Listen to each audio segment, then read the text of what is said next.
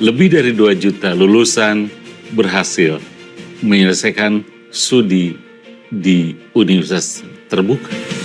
Kami bangga, sudah 4 dasawarsa UT menghadirkan pendidikan berkualitas tanpa batas. UT selalu berfokus ke masa depan dengan tetap berpijak pada nilai-nilai dan budaya adiluhung Nusantara. Digitalisasi layanan pendidikan mempermudah masyarakat dan mahasiswa mendapatkan informasi mengenai UT.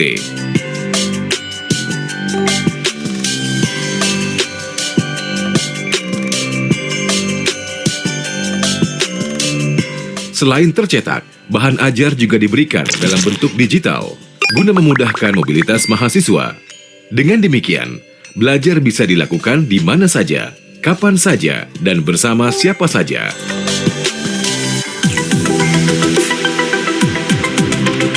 Digitalisasi pendidikan juga diformulasikan ke dalam loka pasar digital mata kuliah yang ditawarkan oleh Indonesia Cyber Education Institute atau ICE Institute. Beragam mata kuliah dari perguruan tinggi terkemuka di tanah air dan mancanegara ditawarkan secara online. Perpustakaan UT sebagai salah satu unit vital di perguruan tinggi menawarkan fasilitas digital yang memungkinkan mahasiswa, dosen, tenaga kependidikan, bahkan masyarakat umum untuk mengakses sumber pustaka secara lebih leluasa. Beragam layanan yang diberikan memastikan student engagement dapat dilaksanakan dengan better, cheaper, and faster. UT pada tahun ini mengedepankan internasionalisasi program sebagai upaya menyejajarkan UT dengan perguruan tinggi jarak jauh berkualitas di dunia. Selain menawarkan program internasional, akreditasi internasional pun dilakukan. International Trust yang tinggi akan meningkatkan kredibilitas UT dan lulusannya.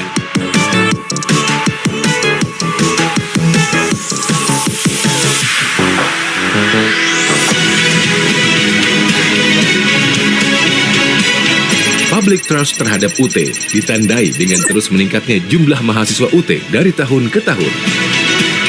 Semoga keluar dari sini makin berkah hidupnya, apa yang diinginkan tercapai, dan yang pasti ilmunya bisa bermanfaat buat semuanya. Tidak saja jumlahnya yang meningkat, komposisi mahasiswa pada saat ini didominasi oleh generasi milenial dan Gen Z.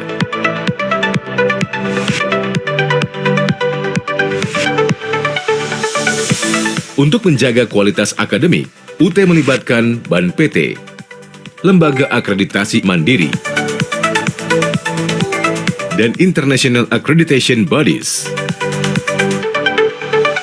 Bahkan UT satu-satunya perguruan tinggi jarak jauh di Asia yang secara sukarela dan berkala mengundang ICDE untuk mereview semua layanan di UT.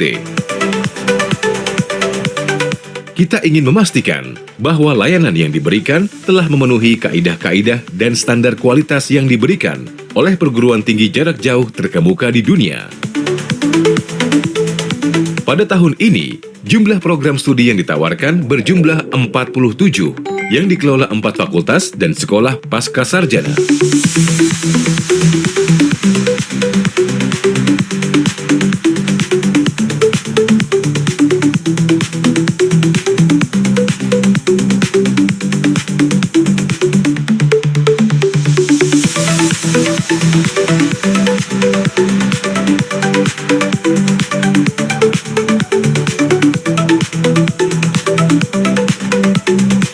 Kantor UT daerah yang tersebar di seluruh wilayah Indonesia dan di luar negeri memastikan layanan pendidikan dapat dinikmati oleh semua tanpa terkecuali, termasuk mereka yang tinggal di wilayah terpencil, terluar, dan tertinggal, serta di luar negeri.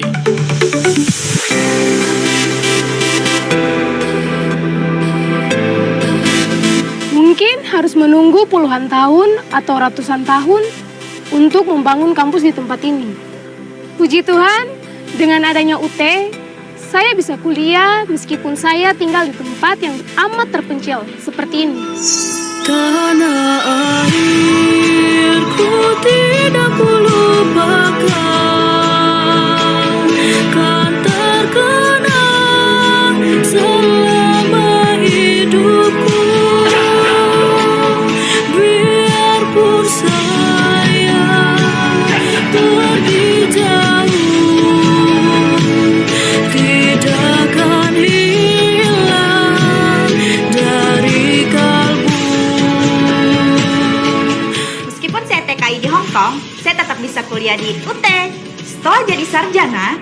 akan pulang dan menjadi entrepreneur yang tangguh.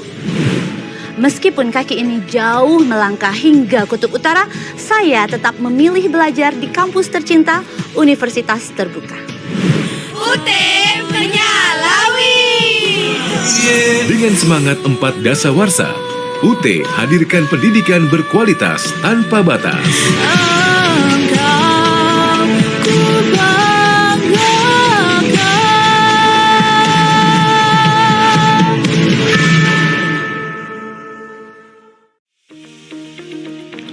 Ternyata kuliah di UT bisa sambil belajar di universitas luar negeri. Yes, lewat ICE Institute, kamu bisa ambil kuliah online di berbagai universitas top di Indonesia dan di dunia tanpa meninggalkan kampus asal. Bayangin, kamu bisa ambil mata kuliah dari jurusan yang berbeda, dari mana aja dan kapan aja, sambil memperluas jaringan akademis dan profesional. Yang lebih keren lagi, mata kuliah yang kamu ambil bakal diakui di kampus asal.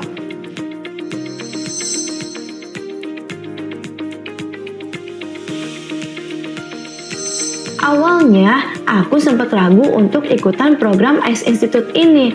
Tapi setelah aku coba, ternyata sistemnya keren banget. Mata kuliah yang aku ambil juga nggak cuma relevan dengan jurusan aku aja, tapi juga diakui oleh kampus asal. Jadi nggak pusing kehilangan SKS atau waktu kuliah. Proses validasinya juga gampang banget, tinggal koordinasi langsung beres deh. Aku sempat mikir bakal ribet ambil kuliah online dari universitas lain. Tapi ternyata platform ICE Institute ini super gampang dipakai. Pilihan mata kuliahnya banyak banget. Awalnya takut ngurus izin ke kampus bakal ribet. Tapi ternyata gampang banget. Prosedurnya jelas dan nggak berbelit-belit. Jadi nggak ada alasan buat nggak coba.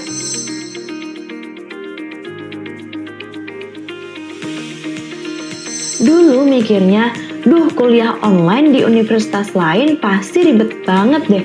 Belum ngurus izinnya, prosedurnya susah enggak, pilihannya ada gak ya? Tapi setelah lewat ICE Institute semuanya dimudahin banget. Proses izinnya juga ternyata gampang banget loh. Gak ada drama-drama, prosedurnya jelas dan dijelasin step by step. Apalagi pas masuk ke platformnya. Wow, udah beneran user friendly banget loh. Mata kuliahnya juga banyak banget pilihannya. Karena ICE Institute itu full online, kalian bisa akses materi kapan aja, di mana aja. Mau belajar dari rumah, coffee shop, atau sambil liburan, semuanya bisa.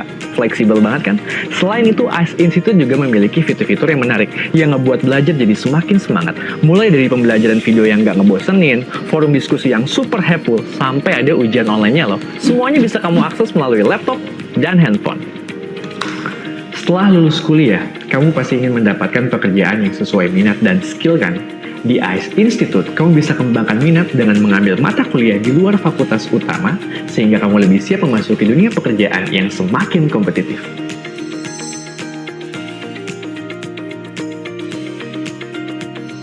Jadi, aku baru aja selesai ambil mata kuliah di ICE Institute. Dan gak cuma dapat ilmu baru, tapi juga sertifikat yang beneran kepake. Pas apply kerja di bidang yang aku pengen banget, sertifikat ini jadi nilai tambah yang bikin CV aku jadi stand out. Di interview, aku juga sempat ditanya terkait skill yang aku dapat di ICE Institute. Dan itu benar-benar relevan sama kebutuhan perusahaan. Kebayangkan, sekarang kamu punya kontrol lebih banyak untuk masa depanmu sendiri. Manfaatin kesempatan belajar di ICE Institute dan siap-siap menyambut dunia belajar yang lebih fleksibel dan lebih luas.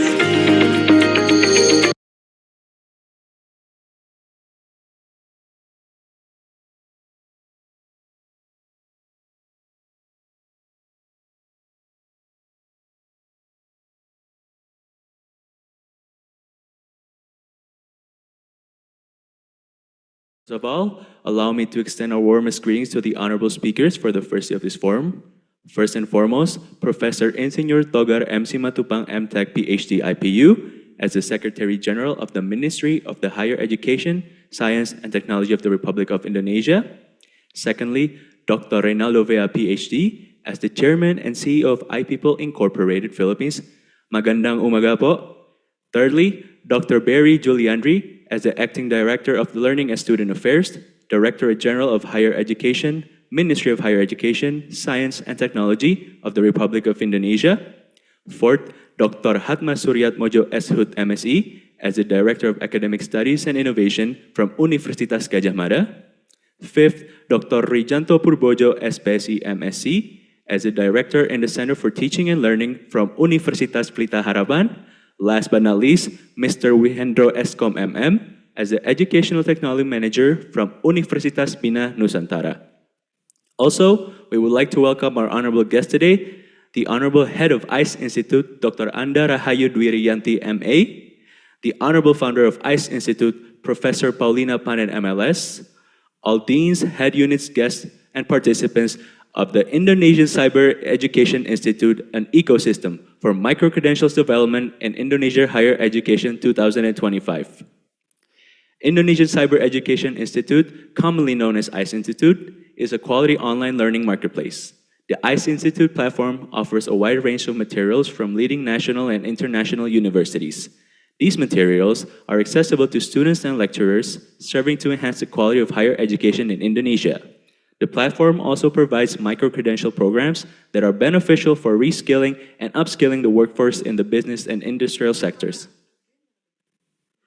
Thus, high-quality materials are easily and openly accessible to everyone, significantly contributing to improvement of human resources in Indonesia. ICE Institute platform also aims to become a quality online learning marketplace on a global scale.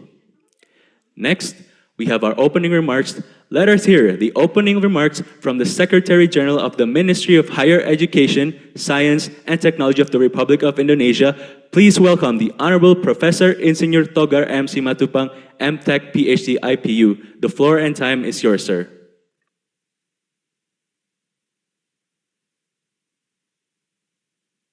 Yeah, a very good morning for all. Assalamualaikum warahmatullahi wabarakatuh. Salam, Om Swastiastu, Namo Buddhaya, peace be upon all of us. Invited speakers, both national and international, leaders of higher education institution and participants. It is an honor for me on behalf of the Ministry of Higher Education, Science and Technology to deliver these opening remarks at this timely and important forum. Let me begin with by expressing my appreciation to the ICE Institute and Universitas Terbuka for organizing this initiative that addresses one of the most critical developments in education today, called micro-credentials. As we navigate an increasingly dynamic global landscape, the role of higher education must evolve to be more responsive, inclusive, and adaptive. The emergence of micro-credentials offer a powerful solution that allow individuals to certify skills in a flexible and modular way,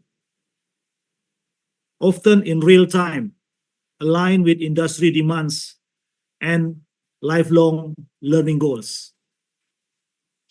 This forum brings together a remarkable constellation of experts and institutions to reflect on how micro-credentials can be meaningfully integrated into Indonesian higher education system. We are especially pleased that this event considers not only national priorities but also international experiences, including those from Malaysia, New Zealand, and the Philippines. We aim to achieve several key objectives to explore viable models of embedding micro-credential into academic structures,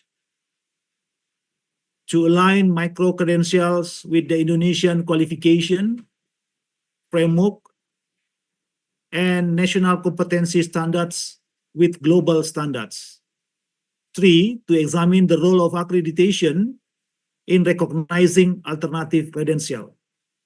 And importantly, to foster collaboration both within Indonesian and the global partners in building a forward-thinking learning ecosystem.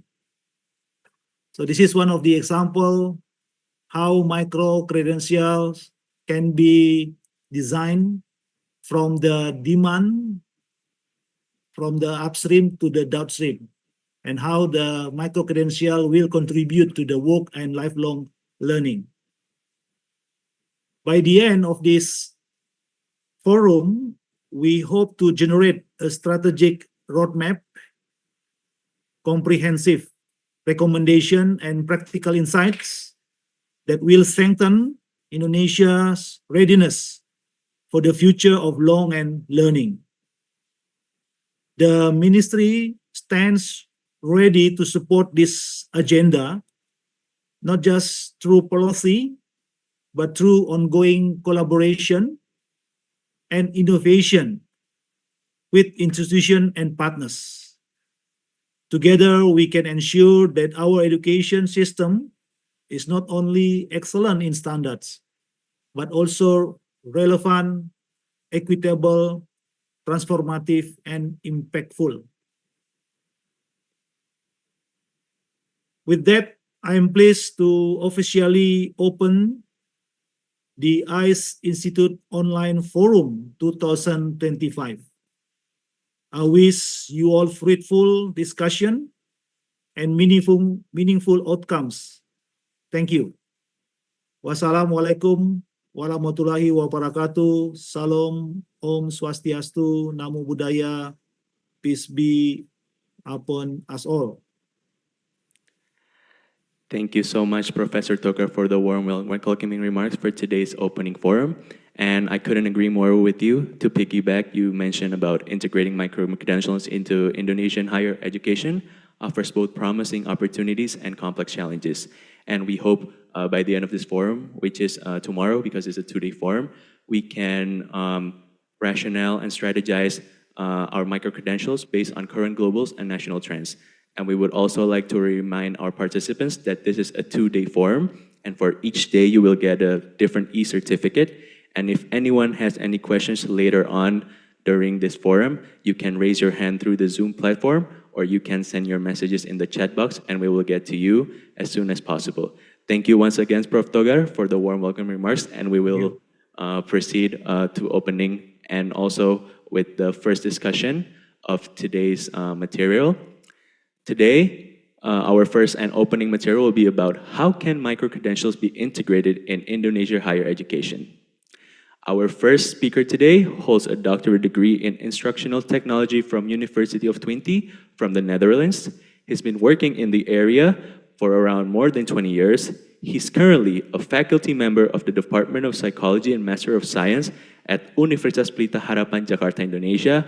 And since 2021, he has actively been involved in establishing Indonesian Cyber Education Institute that is founded by the Ministry of Education, Culture and Research of the Republic of Indonesia. We are ecstatic to welcome and also hear from the Director, Center for Teaching and Learning from Universitas Pelita Harapan, Dr. Rijanto Purbojo, S.Psi, M.Sc. The floor and time is yours, sir. Thank you, Mr. Moderator Adrian Fakri Buana, and a warm welcome also for everyone, especially to the distinguished guests, and also very honored to hear Pak Togar opening remark. If you cannot hear me, please just raise your hand. I hope everything will be okay. Then I'm going to share my slide now. Hold on.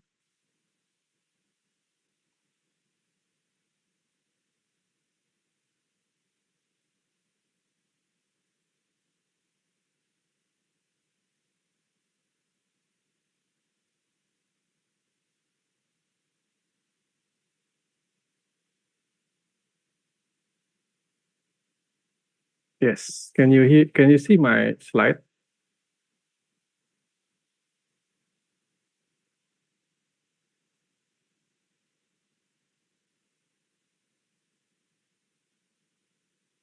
Yes, we can see it, sir. Okay, thank you. Thank you. Okay, first of all, this is my slide that I would like to share with you. I'm going to point out a few things that could be some opportunity and also challenges for us. And this slide is not based on any academic resources, but this is part of my observation and also some information that I got from the internet. Uh, uh, I'm going to talk a little bit about the definition and the scope. It's just in very short moment, because if we don't in the same frame about what is microcredentials, then the discussion will be a little bit off.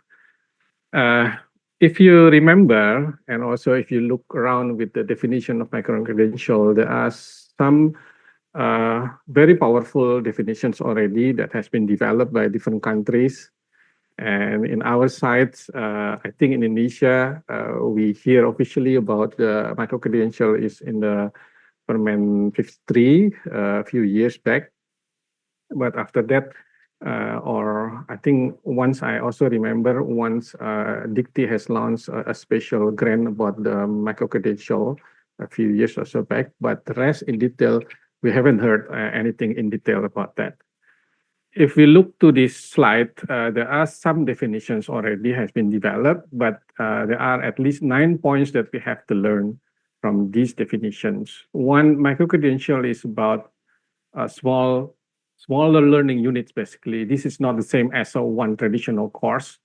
And in the short time frame, we can learn and we can achieve something from these learning units. And most of the microcredentials, they are stackable. It's learner ownership. That means it is personalized. It depends on the needs of the learner. And the end of the learning trajectory with microcredential, it always focused to the industry relevant skills and knowledge. So this is a very specific skill development focus of learning. And the result of the learning is the evidence-based. That means that we can prove the result of the assessment. There are some records that we can track down, and for the industry and the business industry, this is very important also, not only as the proof of the completions, but also as the evidence of a certain competency level. Of course, microcredential will enhance the formality of the graduates or the learning after result. And every microcredential also will have a certain standard and quality assurance. So with these 9 points, I think microcredential, when we start talking about what is microcredential and what is the opportunity of the microcredential for our higher education, I think we cannot forget and we should not miss any of these 9 points. I think that's very crucial, because if we miss 1 point, then it will not become a microcredential anymore. If we look to the market itself, there are many vendors and many universities also offer so-called microcredential. And I'm not only talking about Indonesian higher education or local vendor in Indonesia, but also worldwide vendors like Coursera, EDX, Udemy, and etc. We can find anything with a very small price from free to the most expensive one. And it is claimed as possible to produce a certain qualification or a certain competency and agreeable or recognized competency.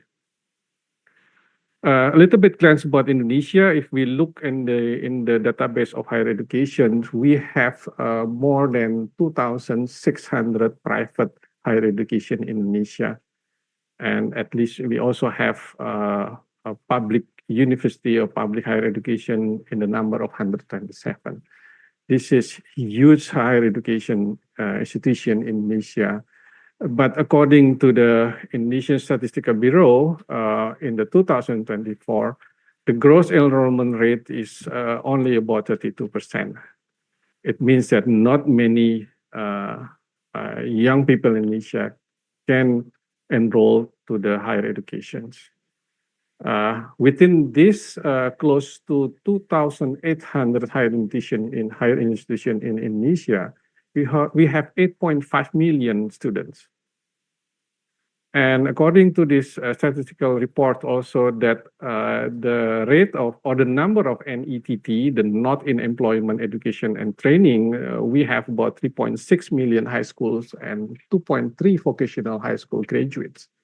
They are not are soft to the employment and not in the education also. So in the current census in 2024, this is a survey, a national survey.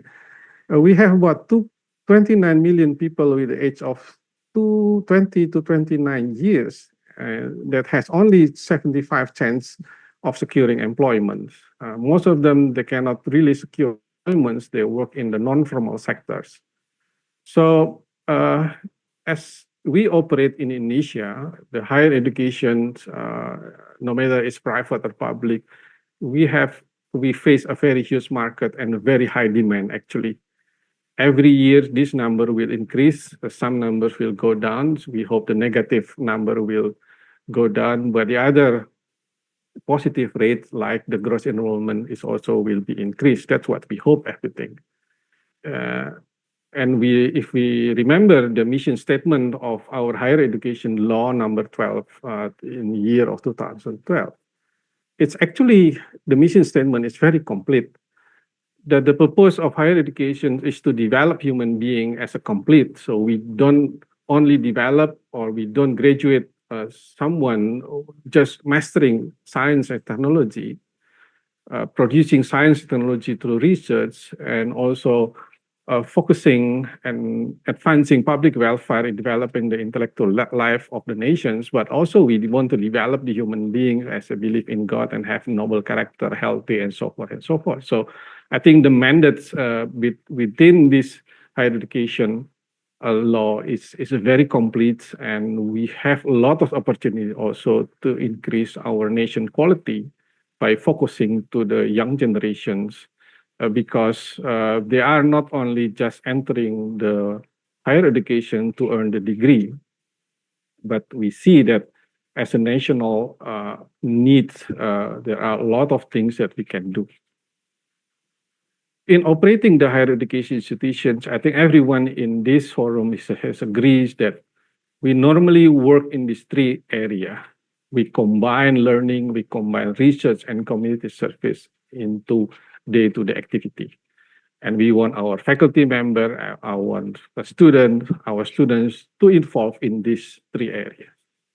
Especially the first one, the learning area, where we have the curriculum, and also when we have the learning and instruction area, and then later on we assess and evaluate the results. We aim to develop our graduate profile. Each of higher education here in Indonesia and also worldwide, I think they are the same. They formulate the graduate profile.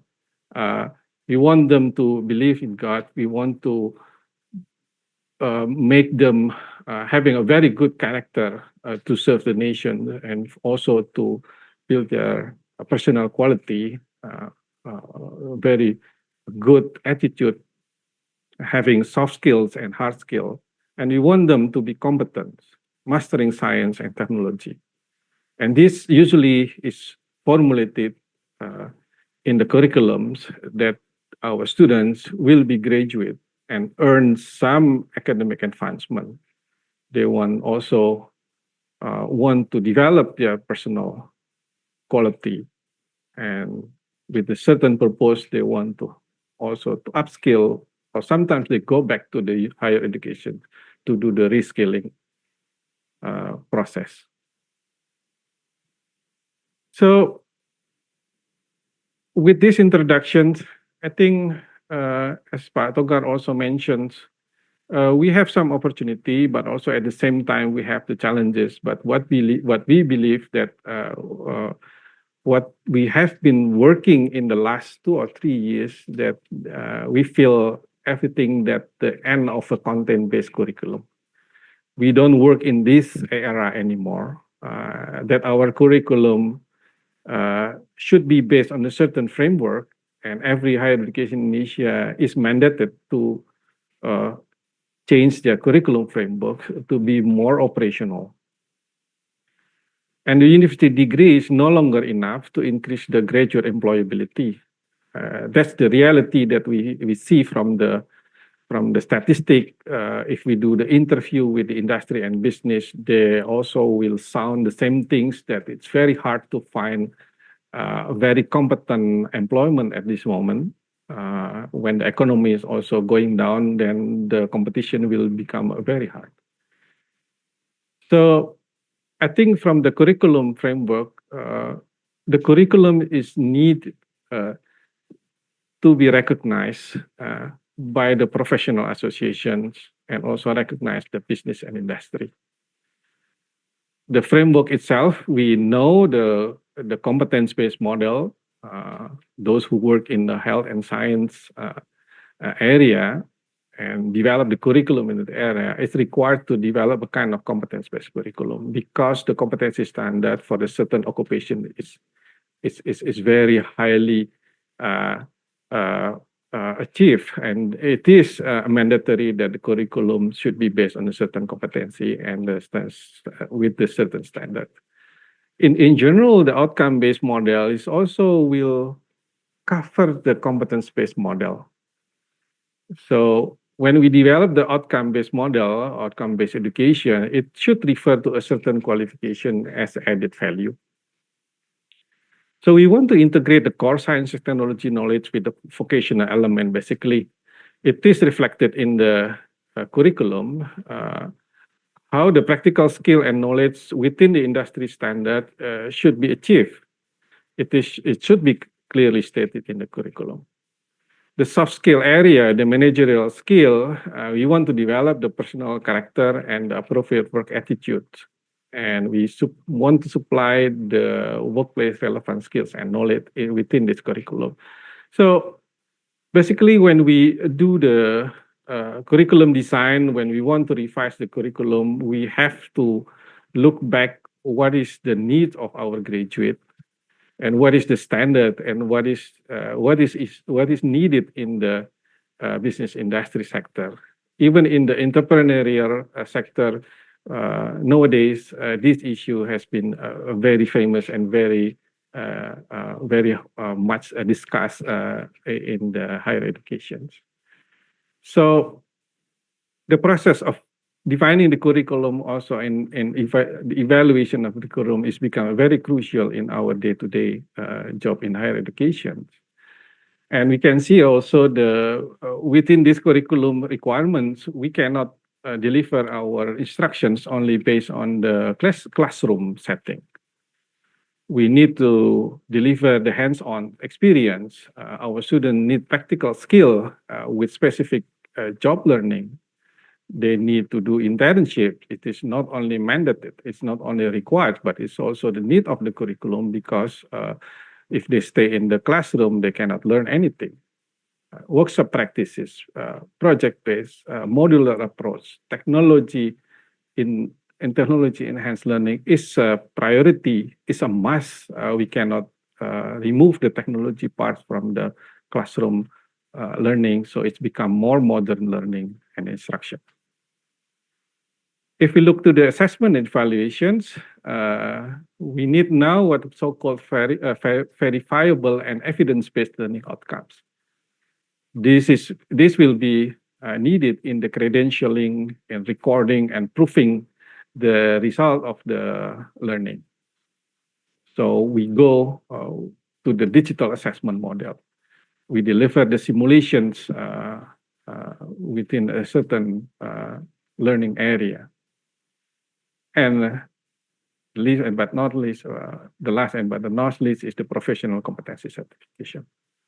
So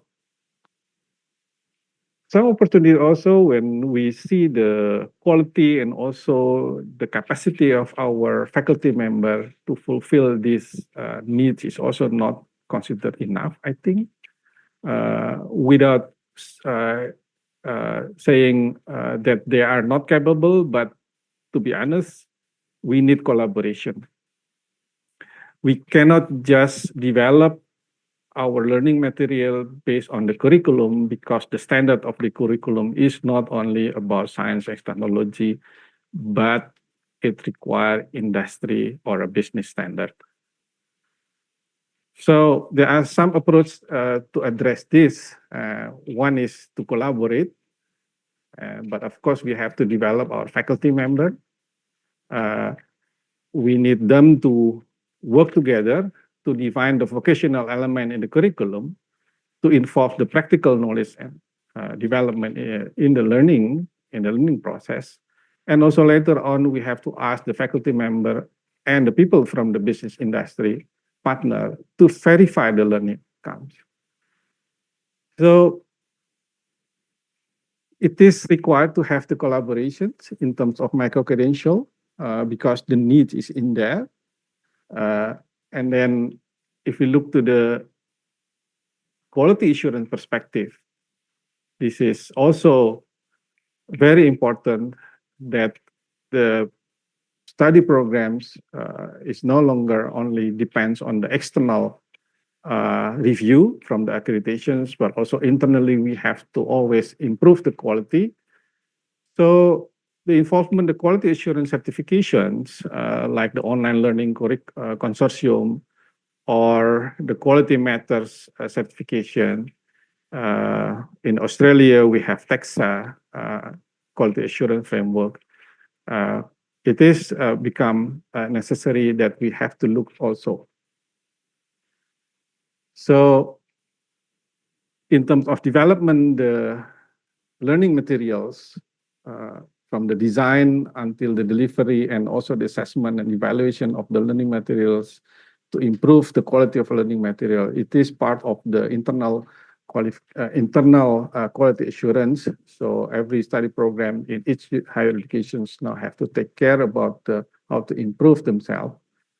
And then the external accreditations, they support the microcredential. I look to the American Council on Education, kemudian, and then we look at the Foundation of International Business Administration Accreditation, ASCSB. They clearly stated the microcredential will benefit students and institutions in terms of acquiring specific targeted skill. And also the result of microcredential is preferred by the business industry, preferred by students also because it can fulfill their ambitions to learn personally. So it will increase the satisfaction and the retention of students. And lately we see the Australian government also has launched national-wide microcredential piloting for higher education. They launched two websites, one website about how to integrate the microcredential in the higher education, but also they launched the microcred seekers where the industry and higher education join together in that website to publish a certain credential and also certification. By having this reference, higher education in Australia and also the industry sector and the student also can look which qualifications they want to be in after they graduate, or when they want to upskill themselves, they can look which qualification or competency is most demanded and get the recognition officially from both industry, business, and also the higher education. So the possible solution, I think we have to look at the curriculum first. And we have to develop provider ecosystem that involve the education and training institution, along with the professional association, private companies, non-profit international organization also, to develop the curriculum jointly and also get involved in the instruction within the technology enhancement learning perspective. We look on the different delivery channels. We have to look at the learning outcomes. Again, the involvement of the provider in the assessment and evaluation is very important. And it needs a kind of a business model to create the provider ecosystem at the left part, but also to assure that the involvement is not only in the short-term periods, but this is a sustainable process. So the degree that they will be earned by our student is not only a degree to prove that they finished the academic, but also the non-degree credential, they will be more ready to face the employment. And we see the study trajectory as not a linear process anymore, but the employment process and the study trajectory nowadays is become very transparent and translucent also. It means some students will stop it in the middle of their learning study trajectory because they need the financial support. They go directly to the employment, but later on they will come back again. Or after they graduate, they go to employment, and later on the certain state after 2 years working, they will feel that their qualification is no longer enough for the further employment, then they will go back to the university, or they go to the training vendors to earn more competency. So in summary, what we need to think and we have to develop is about how to integrate the degree and non-degree credential in the curriculum. That's the most important things first. So learning will not be meaningful unless the curriculum will state clearly what is the graduate profile, what is required from the students to graduate, not only academically, but also for the employment requirement. Then expanding the body of knowledge our higher education institute graduates in terms of current science and technology development is a must. It is mandated by the law, but also we have to look to enlarge the body of knowledge. It's not only, let's say, if the student learn about the mechanical engineering, and they have to also understand how to troubleshoot or even how to develop the mechanical engineering from the automotive sector into the electric vehicle environment. So this is a new technology for them. Then how to stack and repack the microcredential within our traditional university course is very crucial. It must be reflected in the curriculum. I go back to the first point again. But also the flexible study trajectory, because the study trajectory is now become flexible and recursive. Student will not only study for 3 to 4 years and then graduate, but maybe in the middle, they have to earn some money. So we need a kind of multi-entry and multi-exit concept like what Open University of Indonesia offer. Most of traditional higher education usually do not have this kind of model. The fifth point is about I'm focusing or referring to the bite-sized and verifiable credential from higher education. This is something is not higher education alone can solve. It needs a kind of involvement from the higher education, the government, business industry, even the NGO and professional association, accreditation body. We have to work together. Without this kind of platform, I think microcredential will lose their meaning because everyone will work on their own standard, but there is no agreeable standard. I think that will be a problem. And lastly, about the development strategy, we have to admit because some of higher education institutions, especially in Indonesia, might not be able to produce their own microcredential. This requires also a consortium model like the Indonesian Cyber Education Institute, or even we collaborate with worldwide standard provider like Coursera or EDX. But I think the problem will be in the financial issue. So otherwise, without the collaboration, without the support from other higher education, I think this is also something that we have to think about the financial implication of microcredential. And then the recognition will come later on. Although recognition is very important. But this is a chicken egg question. You invest first, or you get the recognition, or it should be the other way around. So somehow we have to break this barrier together. Well, I think this is what I just want to share with everyone this morning as the opening. I believe other speakers will go more detail and they will share some experience. I think, Mr. Moderator, Pak Adrian, I stop my presentation and feel free to raise. I will be ready to accept the question from the audience, if any. Thank you.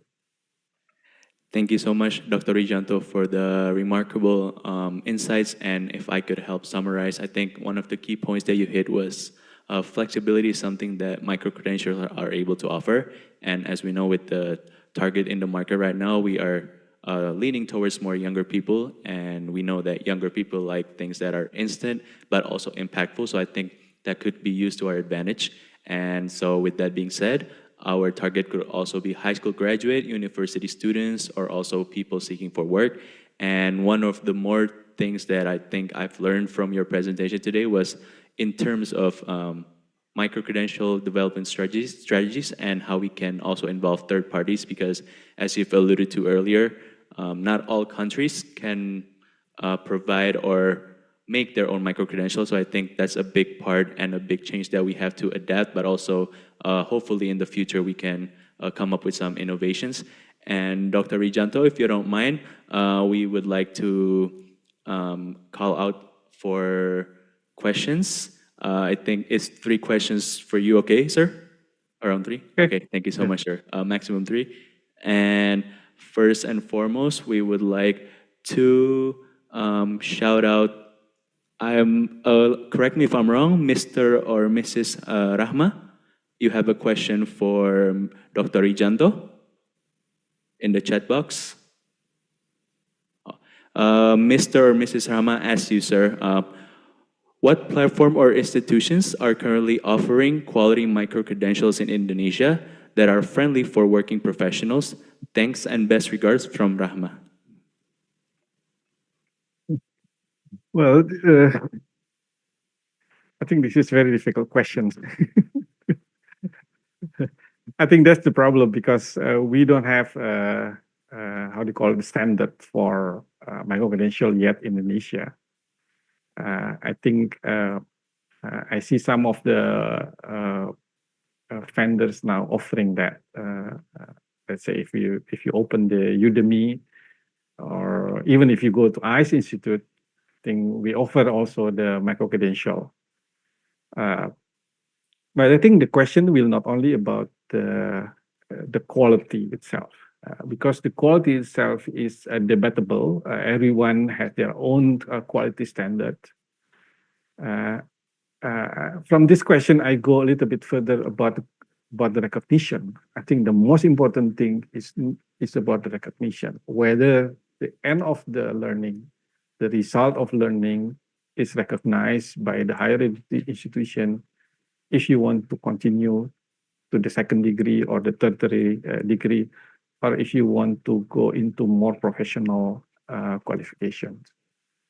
So again, my model and my opinion is about the how do you call it, the investment of individual investment they want to pay or they want to spend their money to increase their capacity.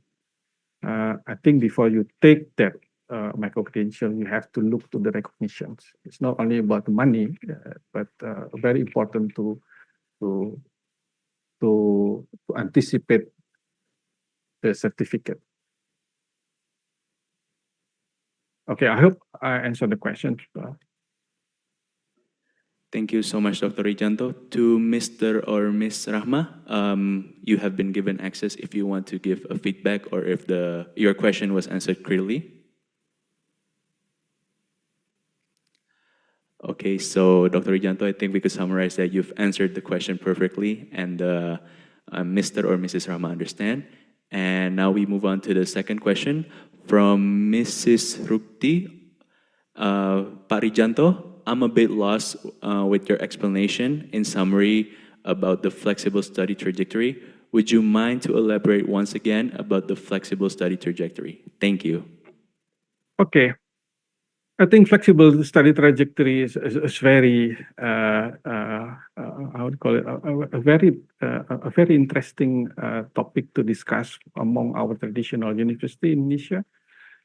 Because by the accreditation body, we have to define the maximum study time, not like our partner institutes in Open University where they have a much more flexible study trajectory. If you look to the American model, we have the associate bachelor where they can study for the first 2 years and then they go to the employment for 1 to 2 years and then after that they go back to earn the complete bachelor degree. This is something that we have to look in the future. That's one. So that's a real challenge for the traditional higher education in Indonesia because we have a rather specific and a rigid model in completing the degree. But I think the question further will be about how much we can track the study trajectory or to which stage the student has complete and then when they return they can still continue. So that's a matter of recognition. So I think for the traditional higher educations, like what we operate now in Indonesia, most of us, we work in this model. Somehow we have to fulfill every step of the study trajectory with meaningful learning outcomes. So we work on the certification first, and then later on, if a student will want to pursue a bit longer study, for them will be more meaningful, but for institutions, maybe our accreditation will be in the problem. So we have to look on that model. But what I mean with the flexible study trajectory is for those who are not really traditional. It means in the S2 or in master programs, how much we can recognize the past learning experience, or we call it RPL, prior learning recognition. So that will be more flexible, what I believe. They don't have to study all the curriculum from the beginning, but they can waive some of the credits by showing a kind of proof that they have achieved a certain learning outcome or certain competency standard, so they can just continue the second degree or the third degree more in a flexible way with a longer study time, maybe with more opportunity to learn something more, not only about the science and technology within the programs, but also outside in terms of in terms of business industry standard. So I think I agree with you. There are some limitations in the flexible study trajectory within our previous regulations, like MBKM is already provided some infants of this project where students can extend a little bit their study trajectory. Again, the time will limit them because we require them to finish and they graduate right on time. Thank you, Dr. Rijanto, for the elaborative answer. To Ms. Rukti, you have been given access if you would like to give feedback, or and I think if you have any more questions to Dr. Rijanto. Oh, so Ms. Rukti has actually given a feedback in terms of your answer, Dr. Rijanto, and allow me to read it for her. So in Indonesia, this idea of flexible study trajectory is still possible, sir, in your opinion? I think we have to look at the accreditation standard, because somehow, we like it or not, we have to comply with the external accreditation standard. So that's the limit, I think. Okay, thank you, Dr. Rijanto. And the last question, sir, is from Mr. Jaimiwan Fatoni. His question is, Pak Rijanto, moving towards multi-entry and multi-exit points requires significant changes to university administration. And even though his question is similar as he alluded to Ms. Rukti's, I think we would like to get your insight in terms of how can the logistical challenges be overcome to truly enable flexible learning, specifically maybe in Indonesia for students. Thank you, Doctor. Yes. Thank you, Pak Jaimiwan. And I see the comment from Prof. Paulina also. how about we make it possible for everyone? Yeah, I think that's the benefit of microcredential. I think when we publish the microcredential, it will go along with the certificates where we put a certain data or registration number. Later on, we can verify. I remember some of the microcredential provider, they have implemented the blockchain technology. Every certificate, they have 16-bit or 16-bit data of registration number. Where it contains or it consists of a lot of information, or where this course has been taken, for how long, who is the instructor, is it equivalent to certain credits, and there are a lot of information that we can embed it in the e-certificate with the blockchain technology. So I think that's the most important things. Also, when we look to the Australian piloting about how to implement the microcredential in the Australian university, they work on that area also. So, yes, I agree with you. We have to work with the regulations about the study trajectory standard from the external qualification standard in terms of accreditation. But also we have to work on the database. We have to work on the credit transfer. We have to make new regulations about recognition of prior learning, how to transfer the prior learning with microcredential with a certain data blockchain. I think that's very important. Thank you so much, Dr. Rijanto, for your time and kindness to answer all our questions. And I think you've hit it on the point in terms of Professor Paulina's questions about how we make it possible for everyone. And we can also collaborate, because without collaboration, there isn't anything that we can do in terms of innovation and also adaptability. So once again, Dr. Rijanto, thank you so much, sir, for your time and wonderful presentation. Thank you. Thank you.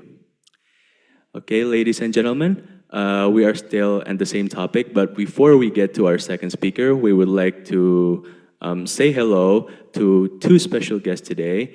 There's Dr. Eddie Chong. Hello, sir. And Dr. Marito Garcia. And Dr. Marito is the team leader of ADB Technical Assistance. And he's also a team and fellow graduate of Darden Business School at the University of Virginia. So hello to both gentlemen, and we hope you are in tune for the first day of two-day forum by ICE Institute. Okay, ladies and gentlemen, we would like to greet and also welcome our second speaker of today, and still at the same topic about how can microcredentials be integrated in Indonesian higher education. He's an educational technology manager at Binus Online and also a lecturer at Binus University. His focus is on database field. He's actively supervised ICE Microcredential Game Development Program from 2021 till 2024.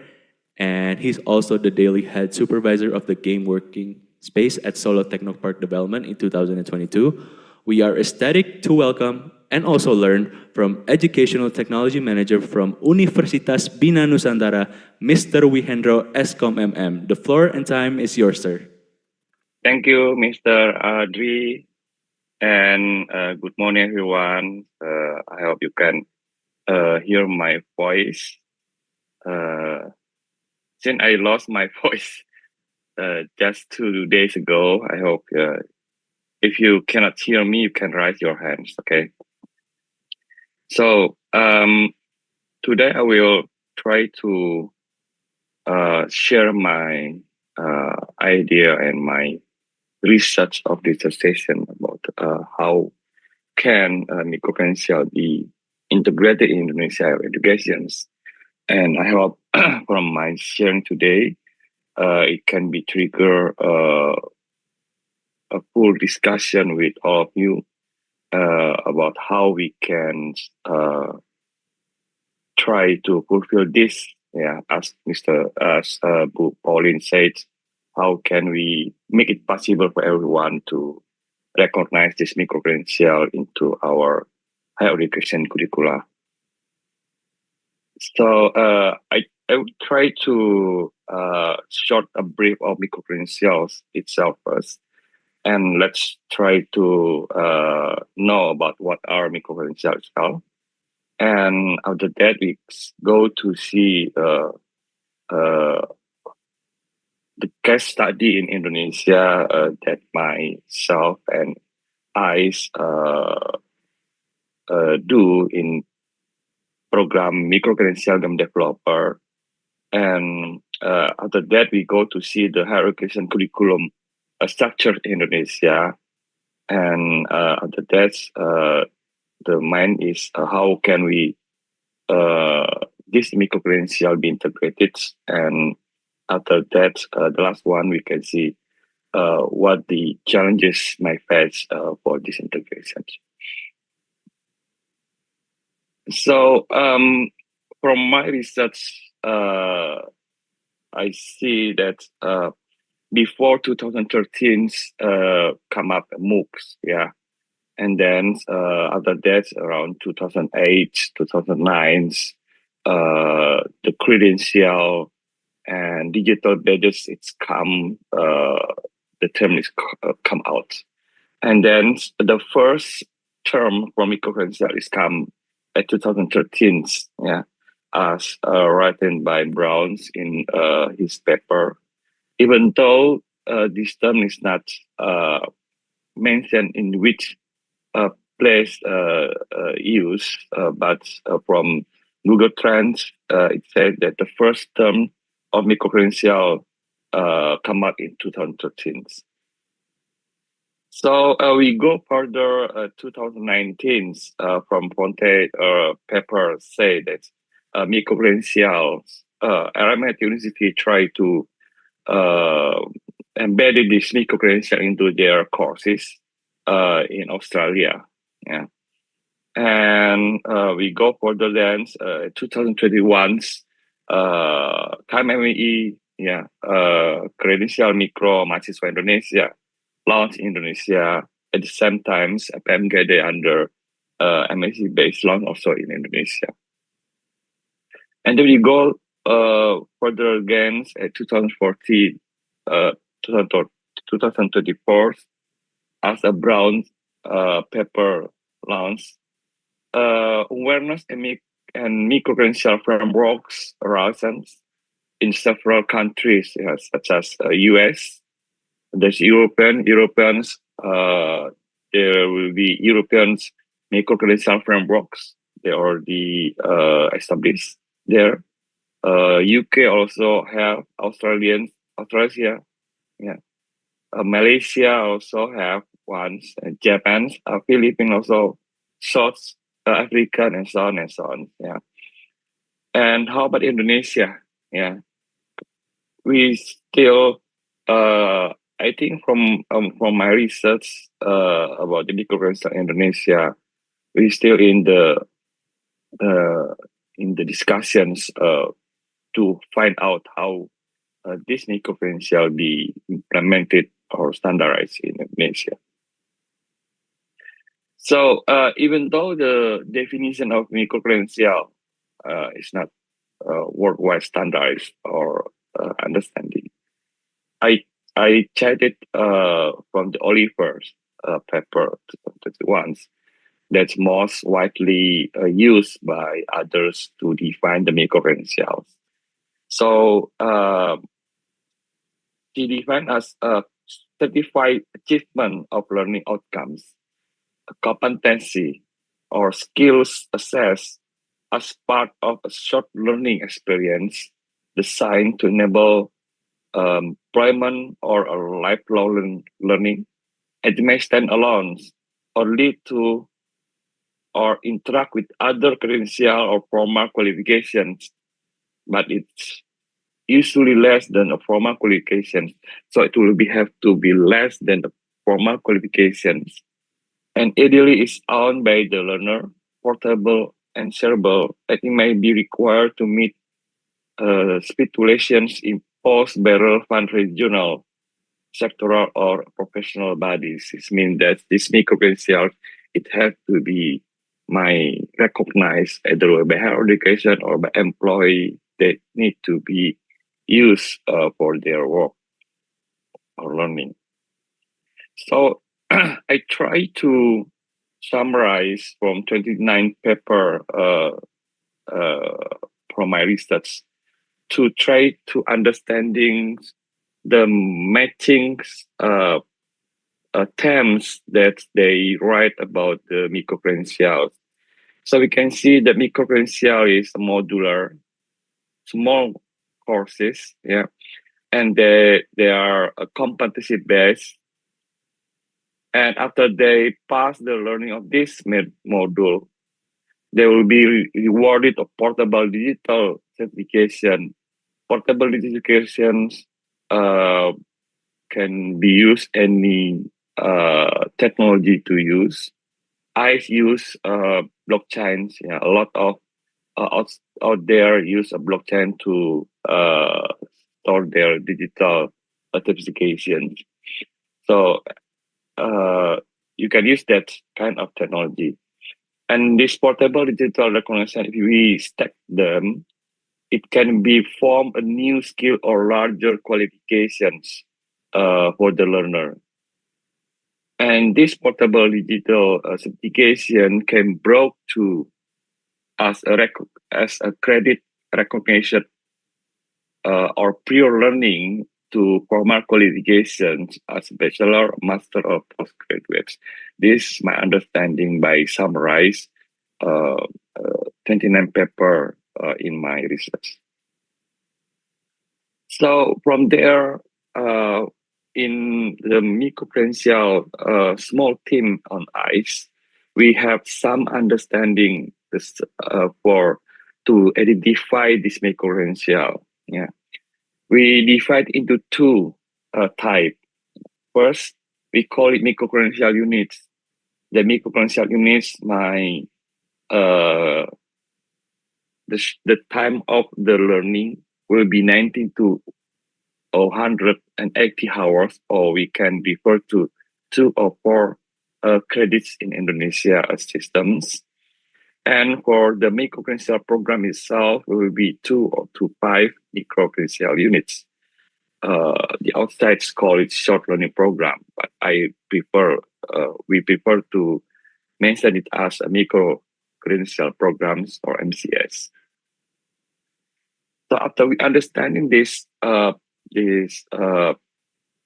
Microcredential, let's see the case study in Indonesia. Yeah, program Microcredential game developer. The first launch is 2021 from 5,000 registered students. They will pass only 672 students pass the administrations and join the program itself.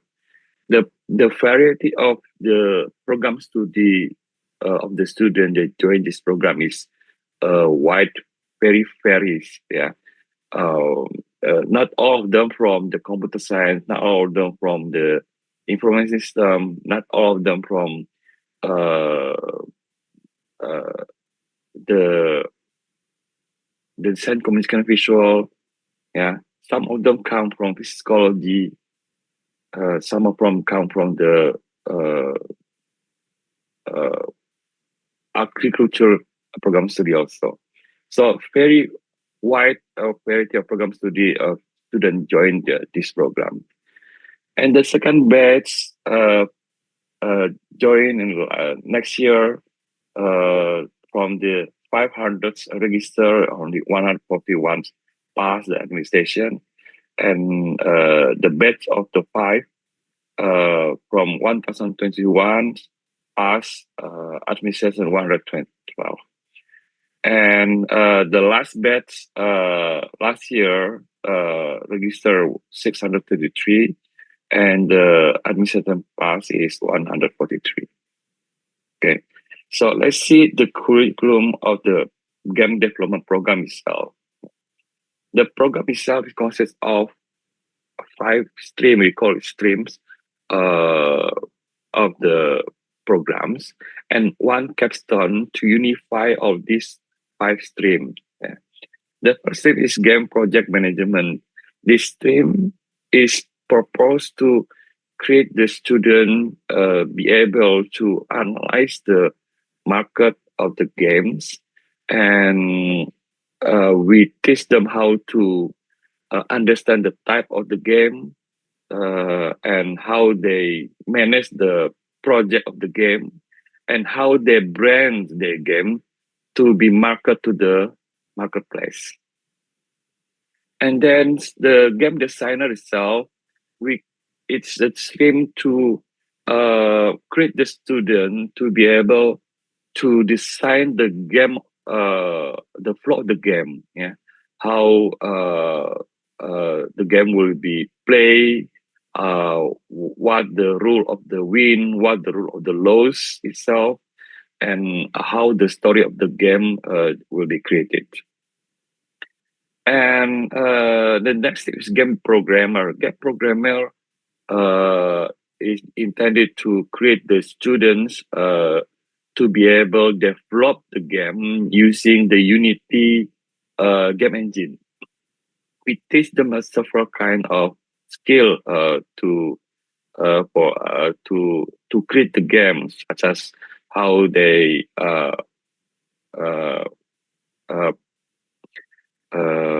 play, or how they write the code to make the game playable, how the game will be lost or win, and how to monetize the game itself.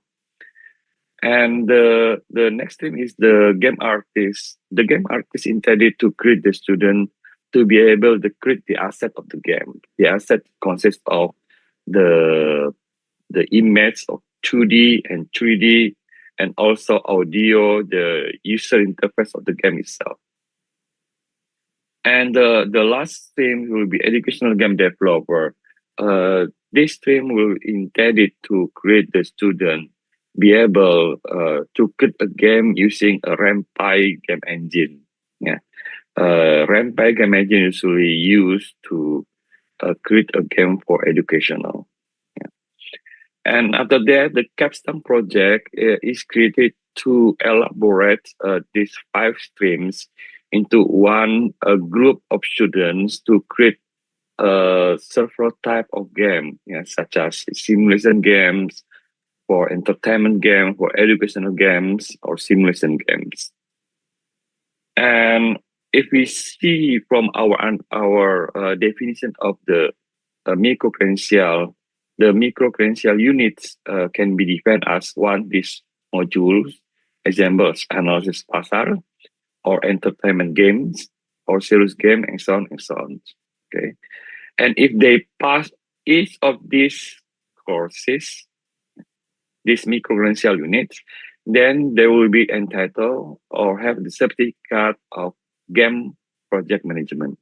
Yeah, and if they pass the capstone project as a final complete of the game developer, then they can entitle program microcredential game developer certificate. So this is example how we implement this microcredential definition into microcredential game developer. So why we do this? Yeah, because we consider that when we offer these programs, not a lot of university ready to recognize them into credit into their university. Some students may only recognize a server MCU. Some university might recognize the full 20 credits to replace the curriculum of the students. So with this definition, we can provide this integration for their curriculum of the students. Maybe some students, they only want to learn or to want to understand about what is the game developer. They don't want to recognize it into their curriculum. Some students do that also. Yeah. So from that experience, let's see, go through the curriculum structure in Indonesia. So if we go look to the guidance of designing the curriculum from Directorate Pembelajaran dan Kemahasiswaan 2024, we can see that this is the guidance how to develop and implementation the curriculum for the program study.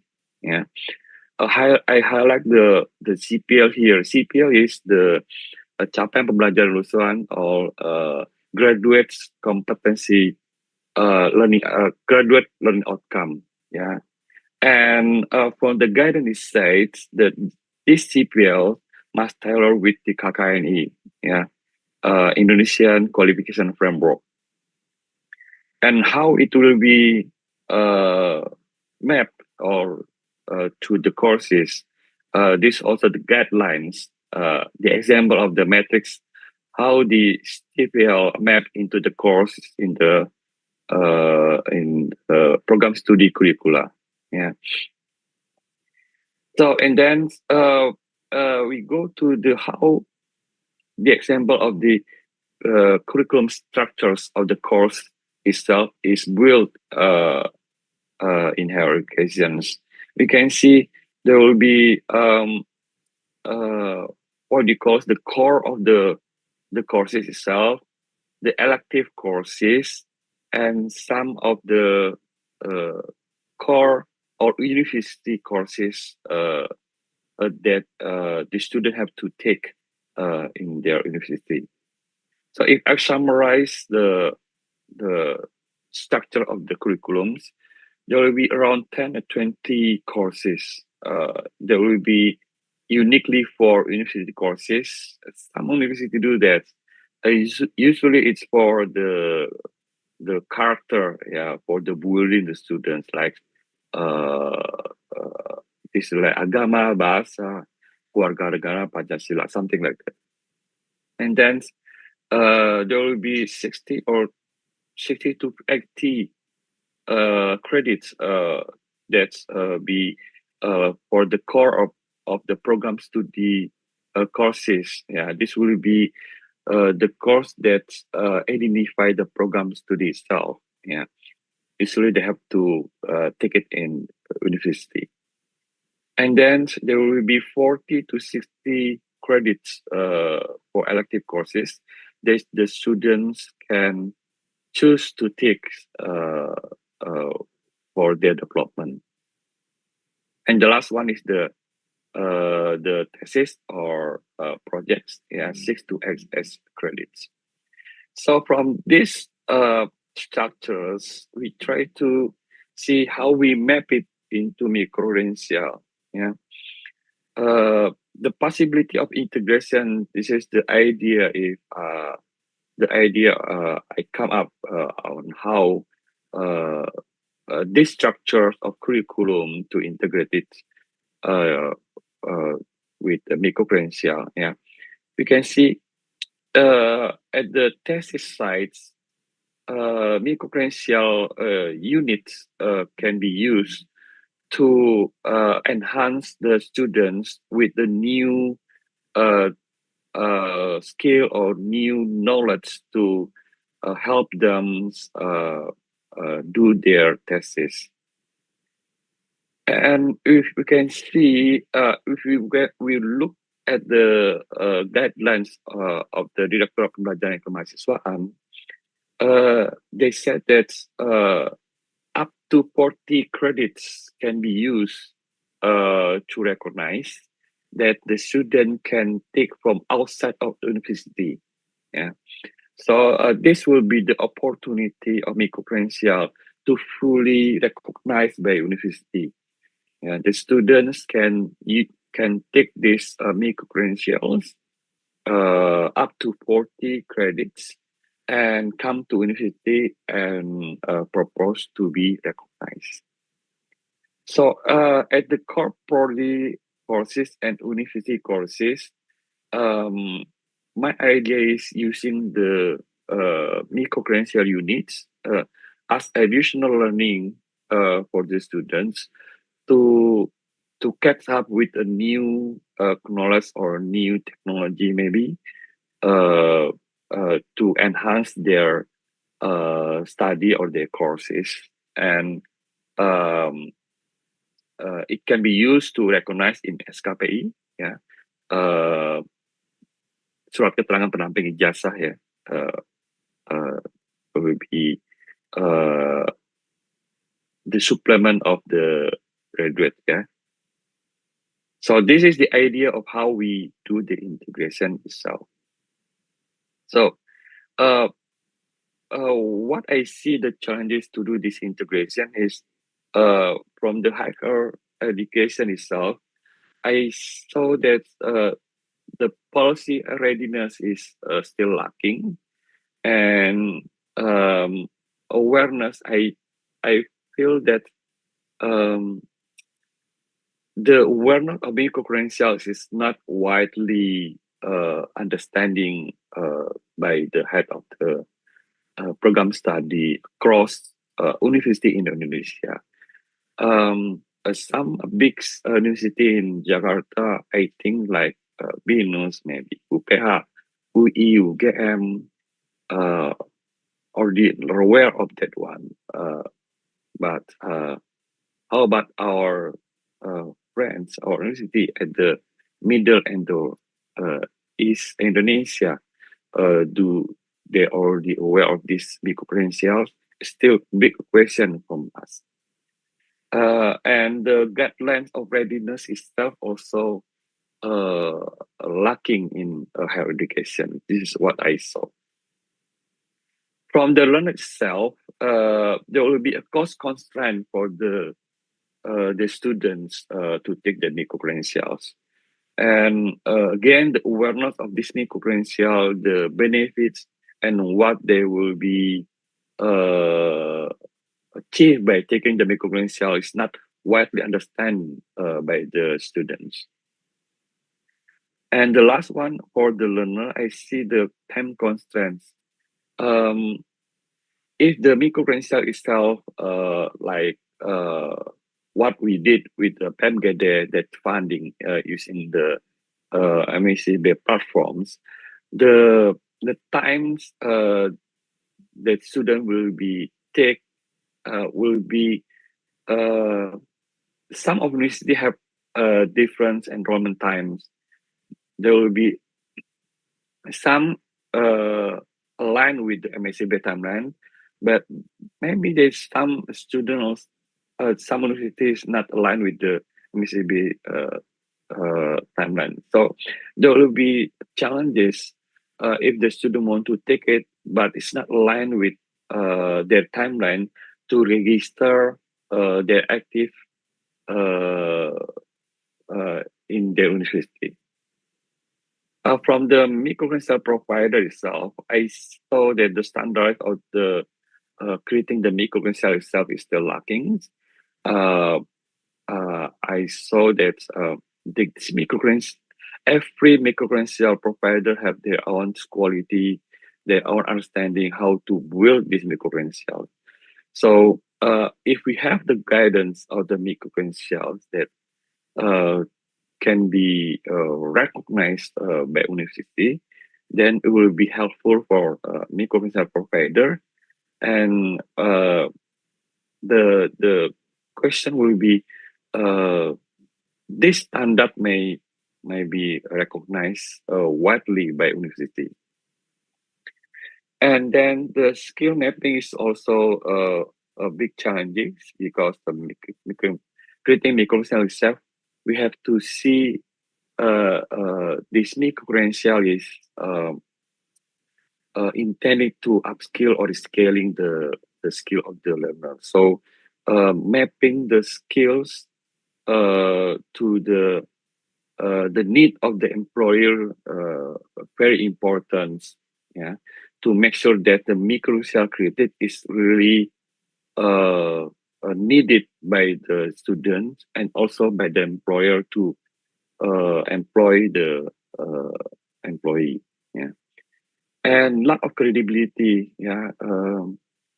The university still have to questioning about the credibility of this microcredential since they doesn't know how this microcredential will be conducted in microcredential providers, how the quality assurance of the quality the microcredential itself is conducted by the microcredential providers. So these big challenges have to be addressed by microcredential provider. And for the government itself, I saw that the lack of integrations policy guidelines. We have Permendikbud 2023, 43, the Article 43 sets only one line that microcredential can be used as learning for the students, but no further guidelines how to integrate it into the university. The guideline of the curriculum mentioned that only microcredential have to consider the GPL of the program study. Yeah, only that one. But the detailed guidelines, no, we cannot find it. Yeah. So there will be questioning, or there will be misunderstanding and misperception of the each microcredential provider when they want to create the microcredential. And the last one is from the perspective of technology itself. We don't still have the integration platform readiness to collect those informations to help the higher education or the employer to clarify the completeness of the learning from the students.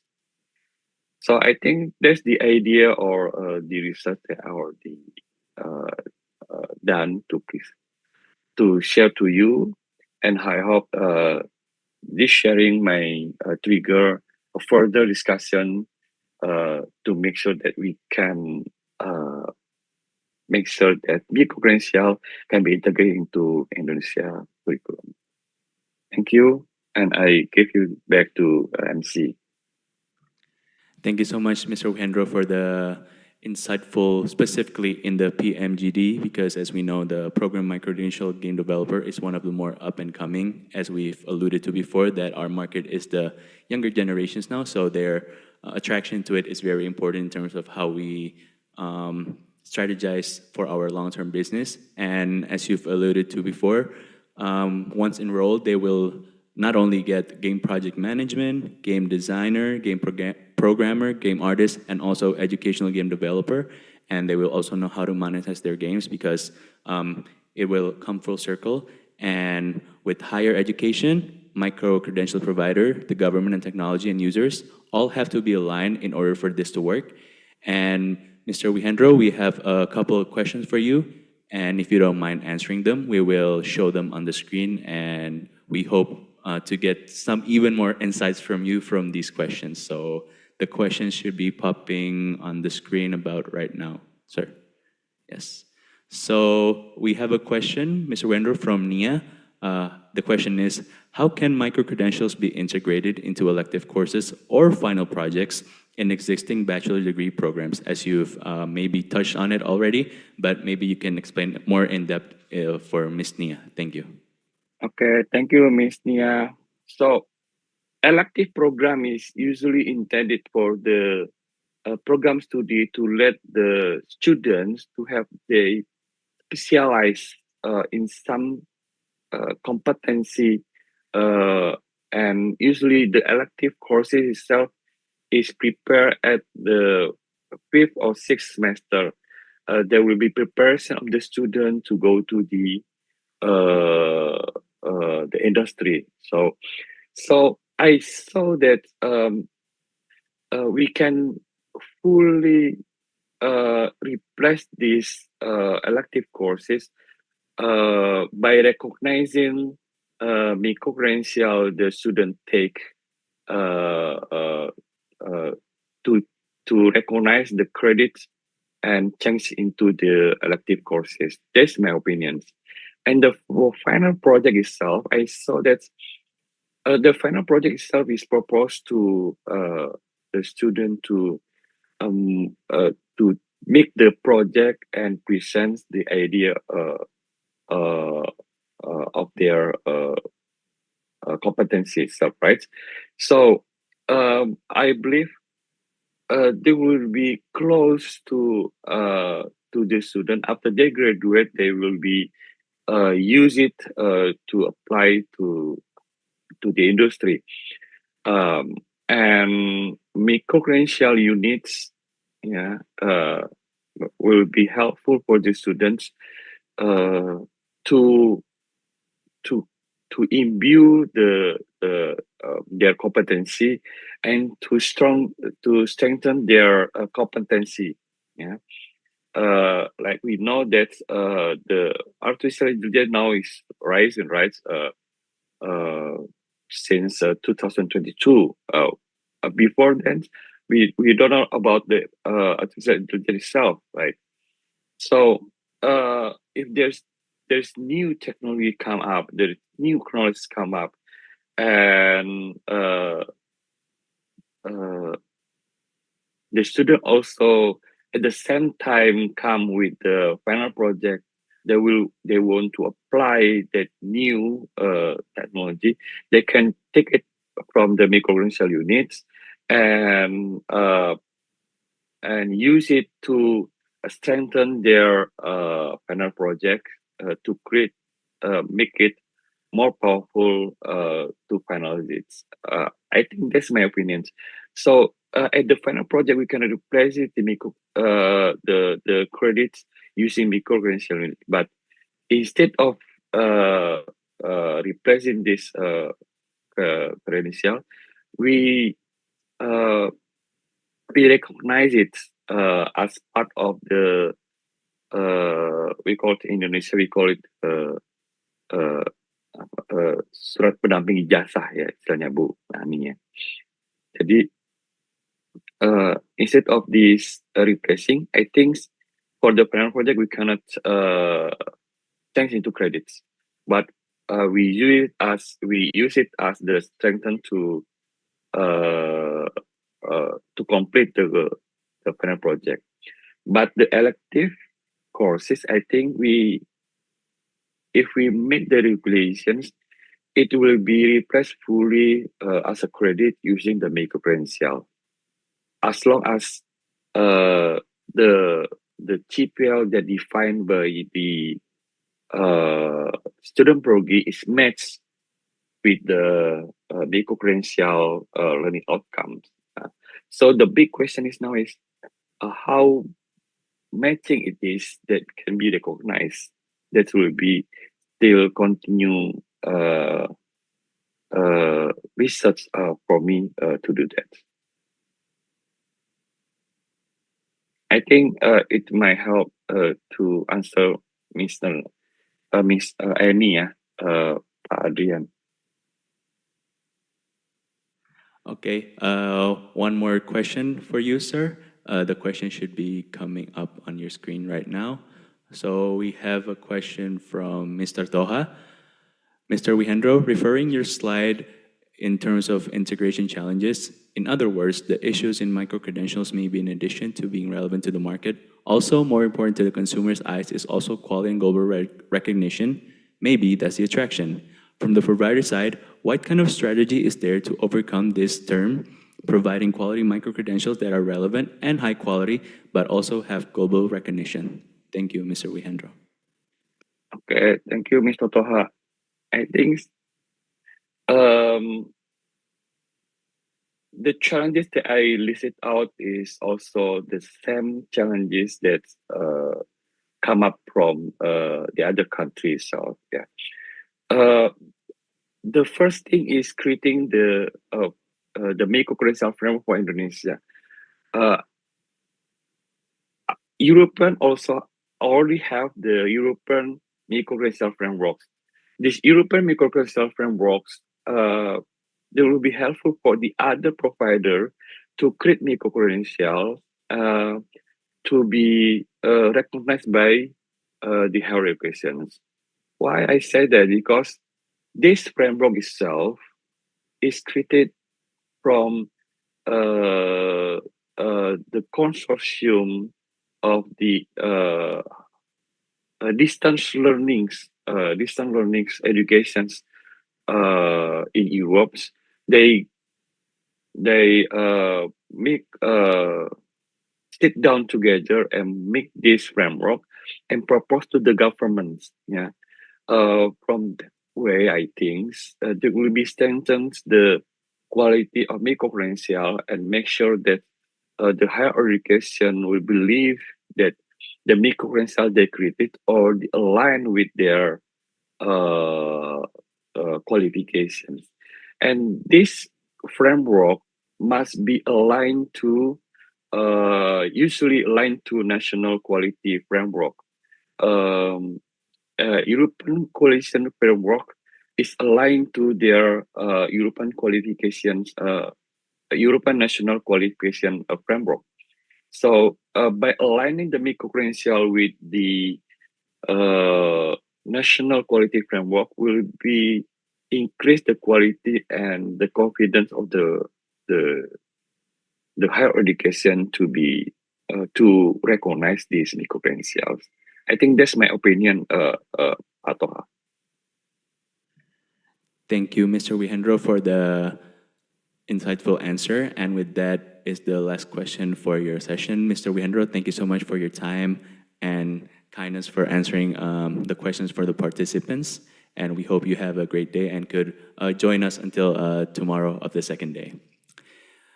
Up and next, we have still the same topic, but he's a Filipino. And let me first introduce, first and foremost, he's currently the president and CEO of Mapua University. He's also the chairman and CEO of iPeople Incorporated Philippines, which is an educational company that has 7 schools as its subsidiaries. His list is long, so bear with me, ladies and gentlemen. It's a very impressive list. He's worked as a naval architect and marine engineer at Hudson Shipbuilding Incorporated in the Mississippi, United States of America from 1981 until 1983. And he was recently awarded the 2022 Engineer of the Year Award by the Federation of Engineering Institutions in Asia and the Pacific, or for short, FEIAP. Magandang hapon po. We are ecstatic to welcome and also hear from the Chairman and CEO of iPeople Incorporated Philippines, Dr. Reynaldo Vea, Ph.D. Kumusta po, sir? Mabuti naman. Maraming salamat. Salamat po, salamat. The floor and time is yours, Dr. Vea. Thank you, Padre. Okay, can I share my screen? Let me share my screen.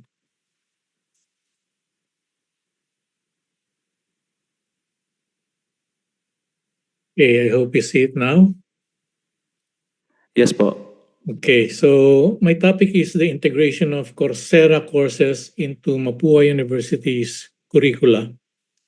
Well, the integration of courses may involve internally designed and developed courses as well as externally provided courses. We are designing and developing courses on our own in partnership with the semiconductor industry of the Philippines. And these are our internally developed microcredentials. But what I'm going to talk about this morning is the integration of externally supplied microcredentials from Coursera, a global MOOCs provider.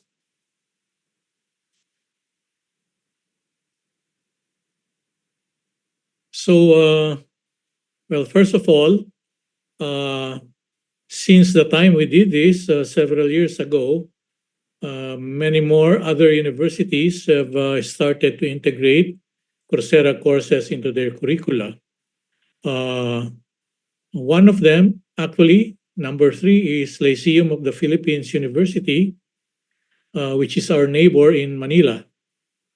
And there you see we have We have universities from Malaysia, Kazakhstan, Russia, the United States, University of Texas at El Paso and at Austin.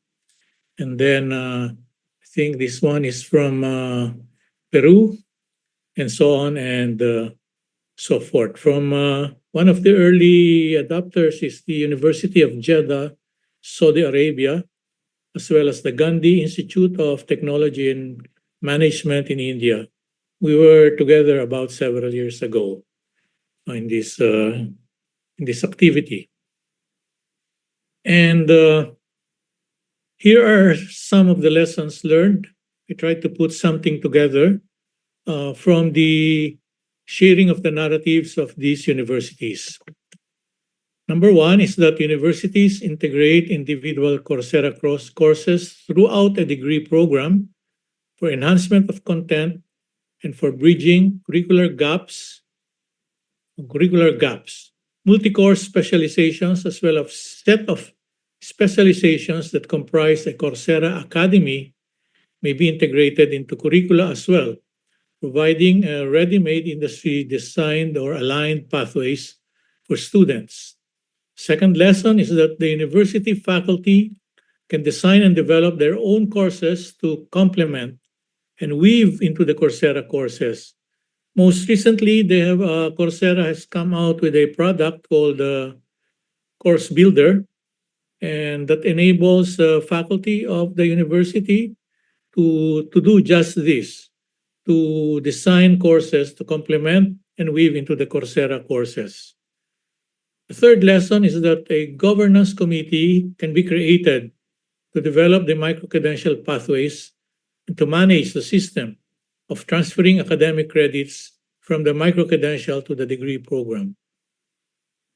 Faculty involvement in any microcredential program is, of course, much desired, so that the standards of the university can be held up. Number four is that there must be faculty buy-in, training and involvement, and empowerment. This will ensure the strategic use of the Coursera resources to achieve targeted learning outcomes. So in this manner, the faculty members retain control over course material. The fifth lesson is that micro-credentials can be combined with internships. I think this is the case of the National University of Singapore, where they combined a Google program with their internship program. Okay, the next lesson here is that Coursera courses can be localized. I can talk with Coursera so that there could be customization of the courses. Next is that Coursera courses can be translated into the country's national language with these, language models. This is, in many instances, quite easy to do. Then the next one is that effective internal marketing, including orientation briefings, social media campaigns, and career day booths, help maintain high engagement levels. So the university must market to its own constituents so that the take-up of the courses could be very significant. And last lesson is that a strong support system, including help desks and online fora to assist the students must be set up so that the courses can be used effectively. So those are the lessons learned. Now, this is the process of integrating microcredentials in our school. So you start with a course matching exercise, which you have to do with Coursera. You have to match, we in our case had to match a Mapua course with Coursera courses, and I'll show that in the next slide. And so if there's a match, then you can continue on with the process. The faculty must approve the adoption of the Coursera course. You have to retain control.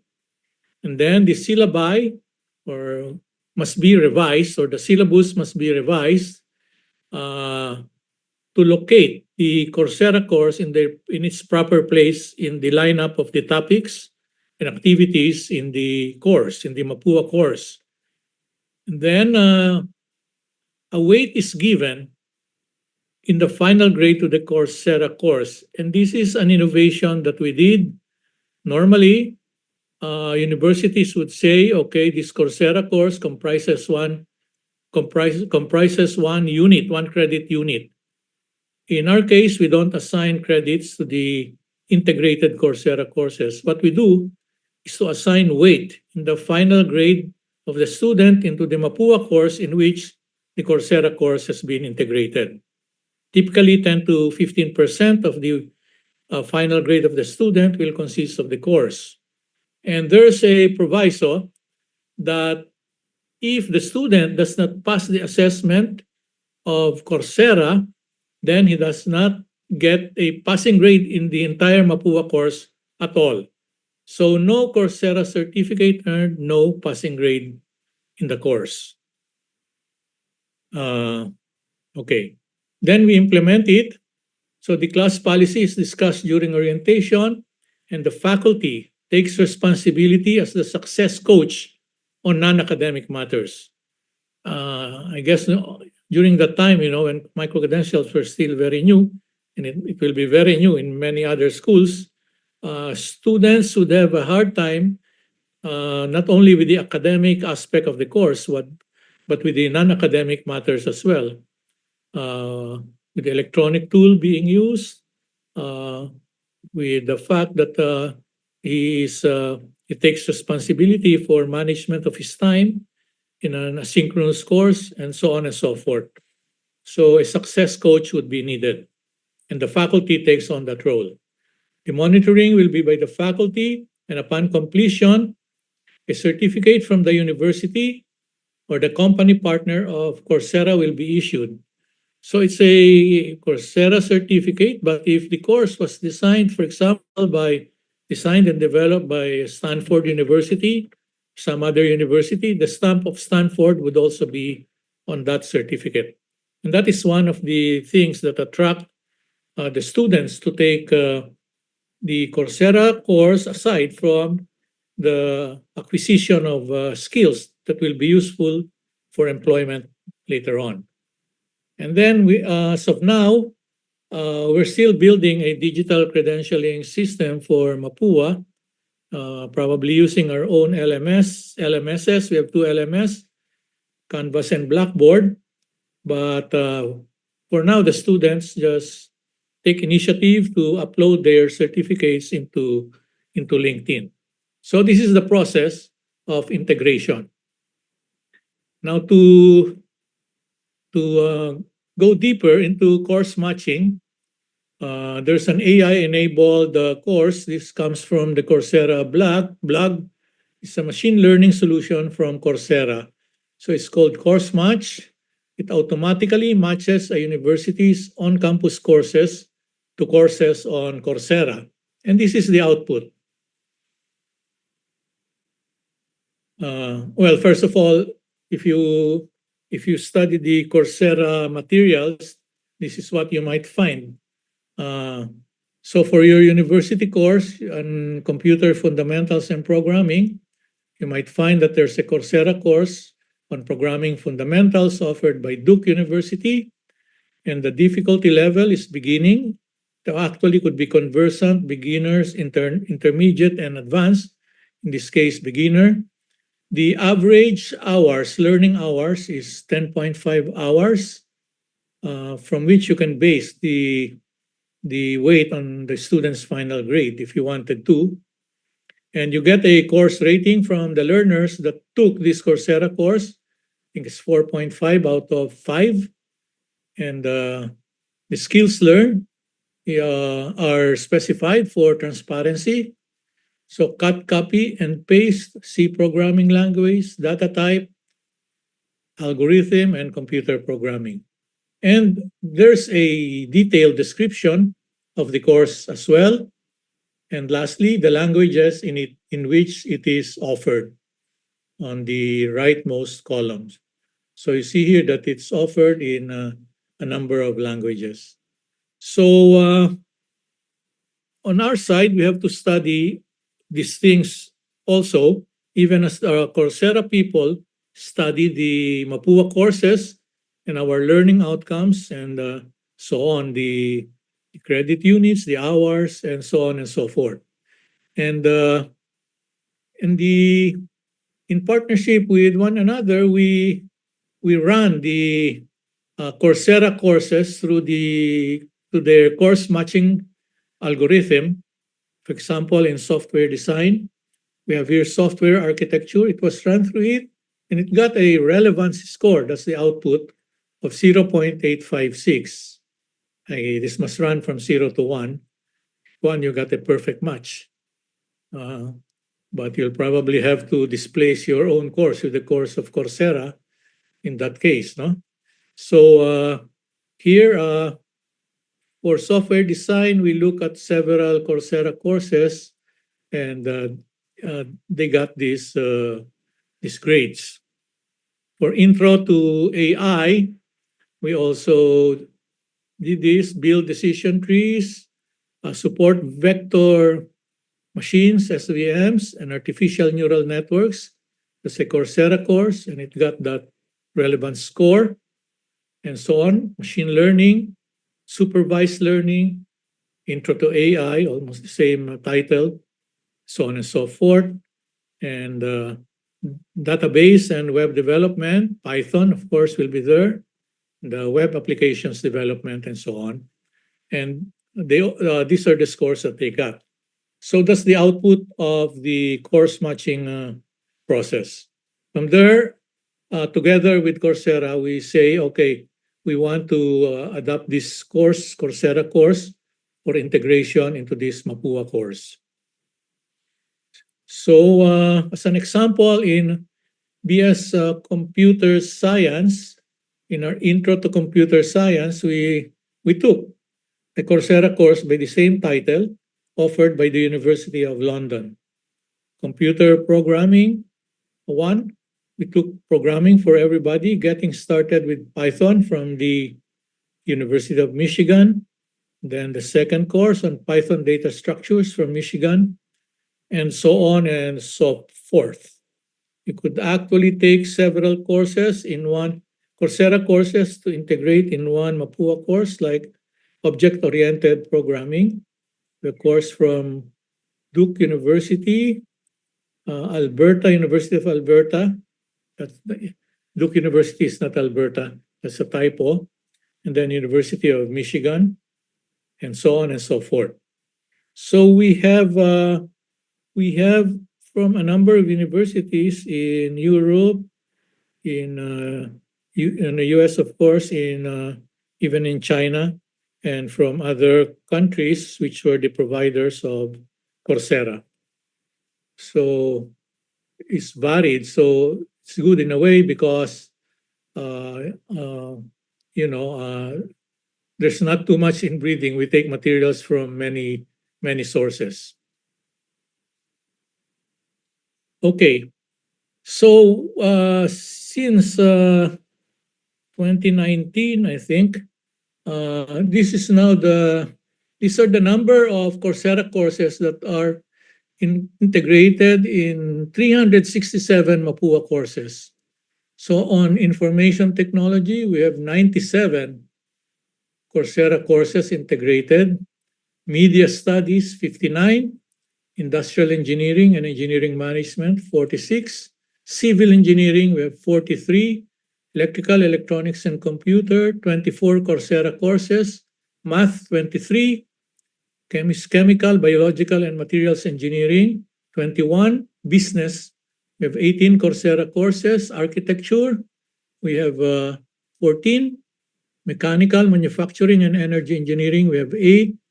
Physics, 7. And liberal arts, 7 Coursera courses. So this is I think must be as of October 2024, this was the status of the integration of Coursera courses in Mapua. Okay. So we just took a snapshot of machine learning. This must be number of employees or learners, not only employees, students, and faculty with intermediate and advanced proficiency skill in machine learning. So we started here in 2020. It's almost, it's not exponential, maybe it's just a straight line to 2024. So we now have maybe about 2,000 plus or 1,000, sorry, 1,100, 200 learners who have taken up the machine learning course of Coursera. And in terms of the top 10 skills mastered by 10,000 of our learners from iPeople institutions, okay, I must explain at this point.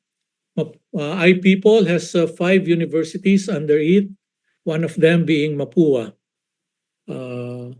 The total number of students in iPeople institutions is 70,000 students, but that includes basic education.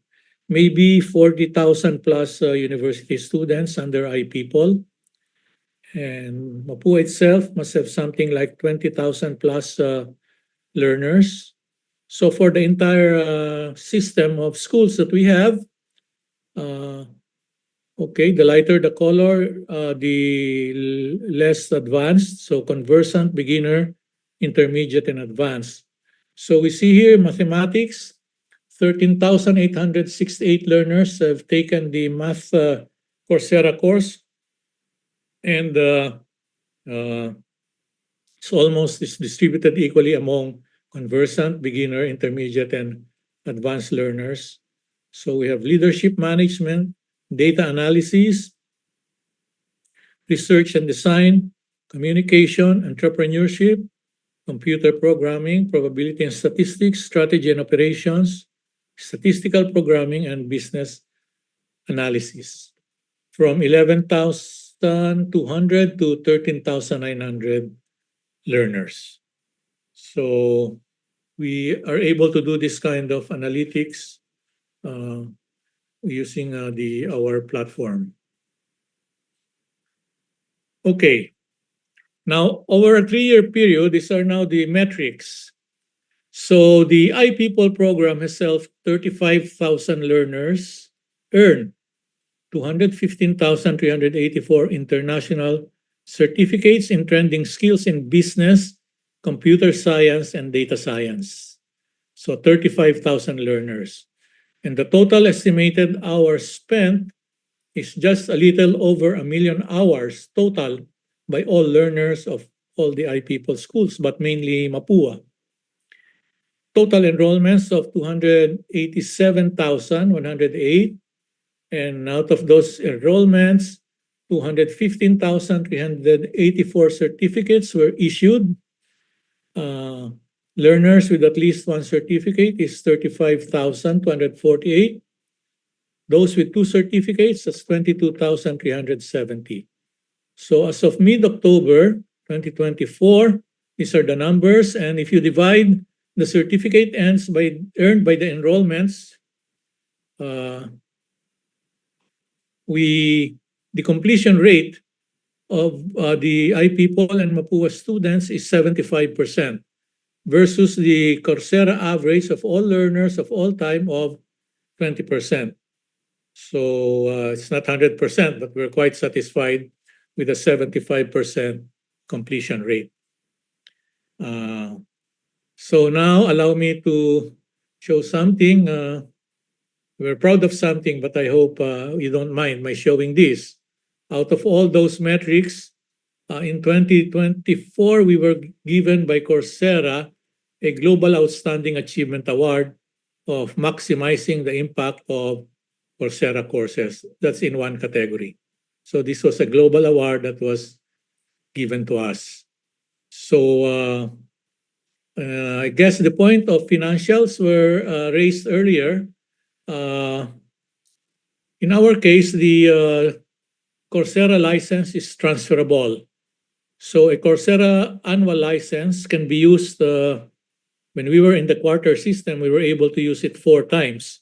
So we're able to divide the course of a license into 4 for a student who will take it up in a particular term.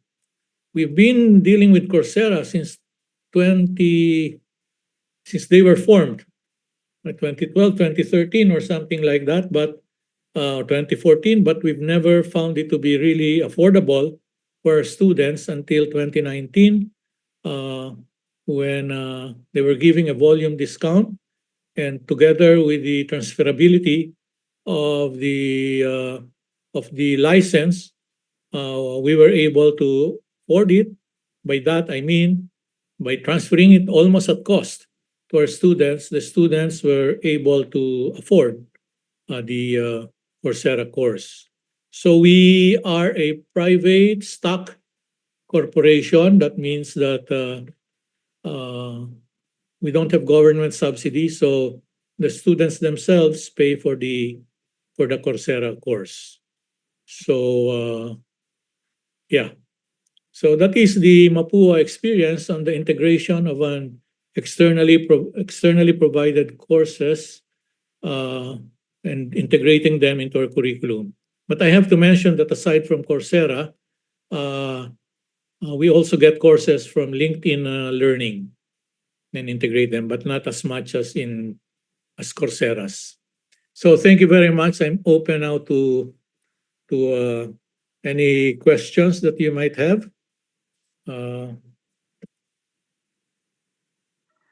Okay. Thank you so much, Dr. Vea. Before we get to questions, Po, I would like to maybe summarize a little bit of your presentation so our audience can maybe get in line. So you've mentioned, Po, that there's 15 universities already integrated, and Coursera courses can be translated into a country's national language. And I think this is one of the most important aspects because every country has their own taste, their own language. So I think if we can integrate it into their own, it will be more a seamless transition for them, and they can also be combined with internships in terms of micro-credentials and internships.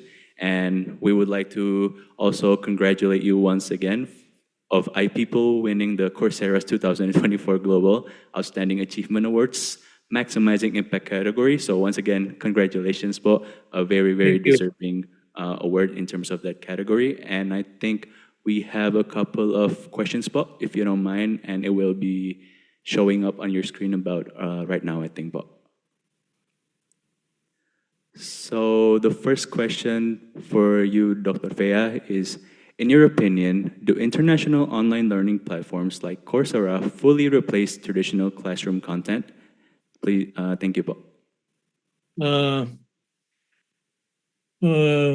As mentioned by the previous speakers, the value of having a micro-credential integrated into the curriculum is that it highlights the skills earned by the student. So there will be some replacement of content of the courses. For example, if this were not externally provided, if Mapua decided we'll do some micro-credentials ourselves, we will carve out portions of courses, or we will add new courses, but design and develop them as micro-credentials. In other words, it is skills-focused, it is industry-linked, and it will give the student the chances of getting employed more easily by the companies, because the companies will know exactly the skills that the students have. Aside from their bachelor's degree, they have these certificates. So yes, but it will not entirely replace the content of the curriculum. For example, if you have the mechanical engineering curriculum, there are a lot of content in that curriculum that are highly theoretical.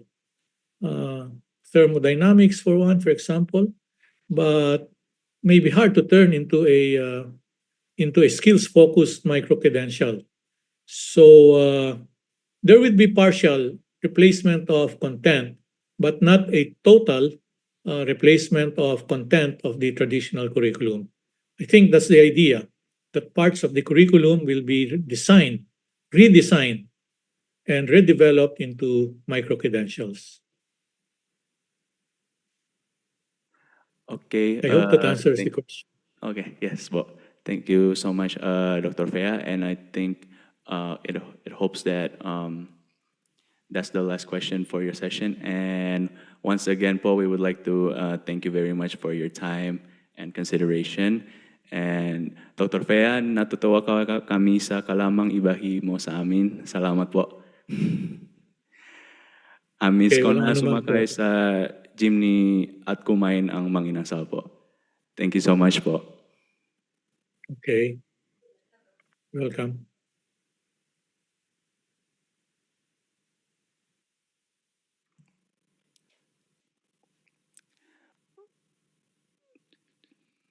Okay, up next, we will be transitioning into our second topic discussion of today in terms of how can microcredentials be incorporated in the Indonesian coalition framework. And our guest today, he's an associate professor in the Faculty of Forestry at Universitas Gajah, Indonesia. He earned his Ph.D. in agricultural science from Kyoto University, Japan, focusing on forest management and erosion control systems. His primary research interests include forest hydrology, watershed conservation, climate change adaptation, ecosystem services, and also ecosystem restoration. And without any further ado, let's watch the video Dr. Hatma Suryatmojo has presented us and graced us with. Okay, good morning, everyone.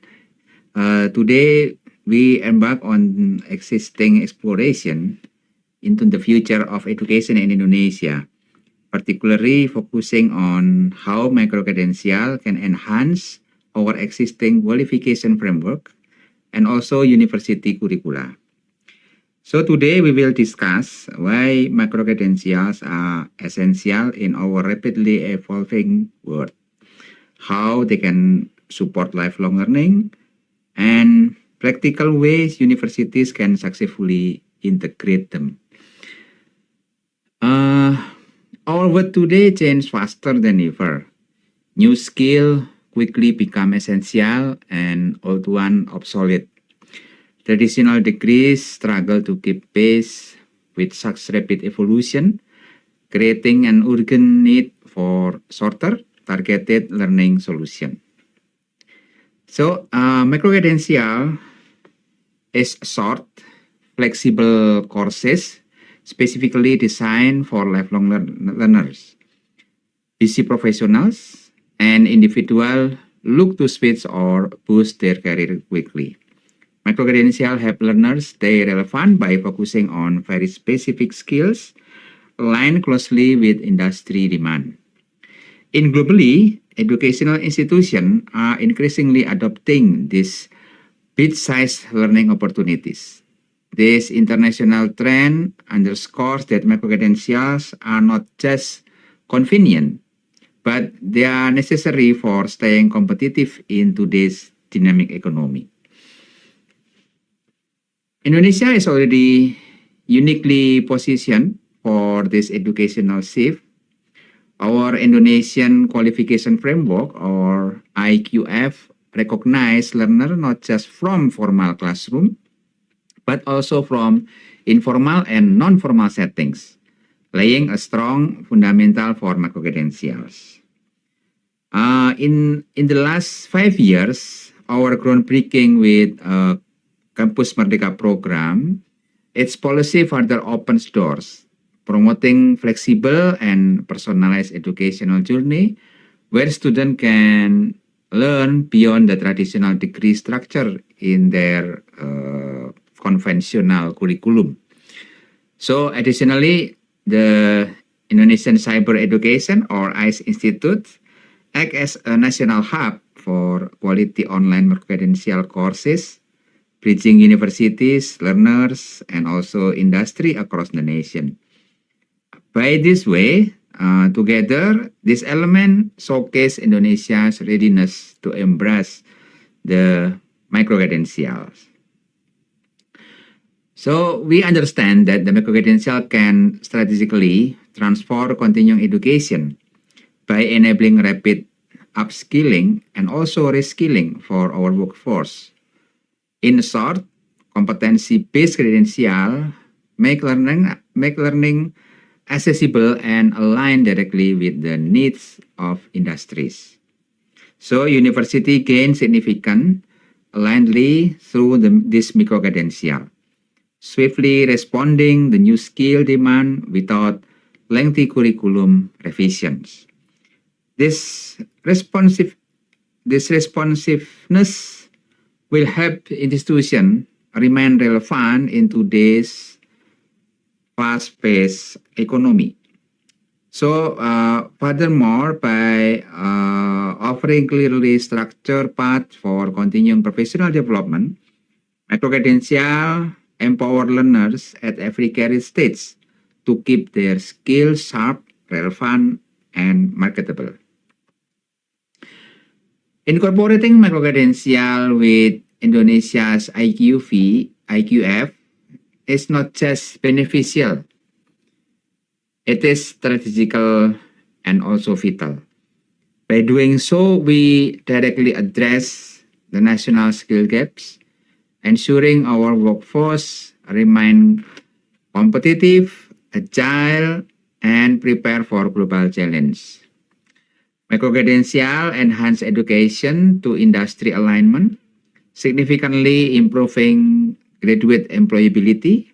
Learners develop relevant skills explicitly demanded by employers. And also, by Microcredential, it will making them highly attractive in a competitive job market. So, aligning the Microcredential formally within our qualification framework will ensure the international recognition, boosting learner mobility and also reputation globally, while also maintaining rigorous educational quality and also its standard. University can effectively integrate Microcredential by clearly defining their role within existing curricula, ensuring each credential explicitly align with IQF levels and also learning outcomes for each curricula. This clarity will help ensure their legitimation and acceptance among faculty and also students. Institution can also adopt recognition of prior learning or RPL that acknowledge externally acquired Microcredentials and allowing learners to seamlessly translate their skills into academic credits. So furthermore, the developing stackable Microcredential pathway offers student flexibility, allowing them to progressively accumulate credit toward traditional degrees. It will enhancing lifelong learning and personalizing their educational journey. Practically, university can implement modular curricula, creating smaller, microstructure elective courses. These modular courses clearly align with specific competencies and can easily be converted into academic credit or SKS in Indonesia. Collaboration with industry and global platform, it will enrich this Microcredential. It will ensuring content remain current, relevant, and also direct applicable to real-world scenarios. Finally, integrating a robust digital credentialing system with existing student information system ensure transparent documentation and verification of student achievements, adding clear value for employers and also learners alike. So we can see in the picture, for example, when a student studying agriculture who also acquiring additional skills through Microcredentials, it will earning an industry recognized data analytic certification and a university design credential in sustainable agriculture. This Microcredential seamlessly replace elective courses, fully integrated into their academic transcript. This innovative approach ensures the students' education remain deeply personalized and industry relevant. Upon graduation, the student's credential clearly highlight unique competencies, giving them a distinct competitive advantage in the job market and greatly enhance their career prospects. So, I will share what we have done in the consortium of Southeast Asia University Consortium for Graduate Education in Agriculture and Natural Resources, or UC-SIARCA. We developed a postgraduate microcredential on food security and climate change. Start in 2024, the UC-SIARCA working together to develop 5 sets of modular course in microcredentials. So we have 5 modular courses. The first one is food security and nutrition resilience amidst climate change. The second one is carbon neutrality for a sustainable food system. The third one is risk assessment in food security and climate change, spatial temporally analytic in food security, climate change, and also the last one is environmental leadership and communication skill. So for this is a modular course. It will need around 90 study hours, and it will it can recognize for 3 ECTS or 2 SKS for Indonesian curriculum system. So when the postgraduate student take this modular course, so they will recognize with 2 SKS in their curriculum of study program. So now we already have 5 modular course, and then we at this time we are still in piloting for evaluation and monitoring, and then we have planned to launch in public for at November 2025. So hopefully all postgraduate student can take this very good modular course with an excellent contents developed together with all UC member of the SIARCA. So for UGM Gajah Mada context, we have the UGM Online as a platform for microcredentials, and at this year we have 12 modular course that publish, and it will targeted to 33 modular course at the end of 2025, and also we have more than 200 microcredential courses. So this UGM Online is effectively to disseminate the knowledge and also information from the university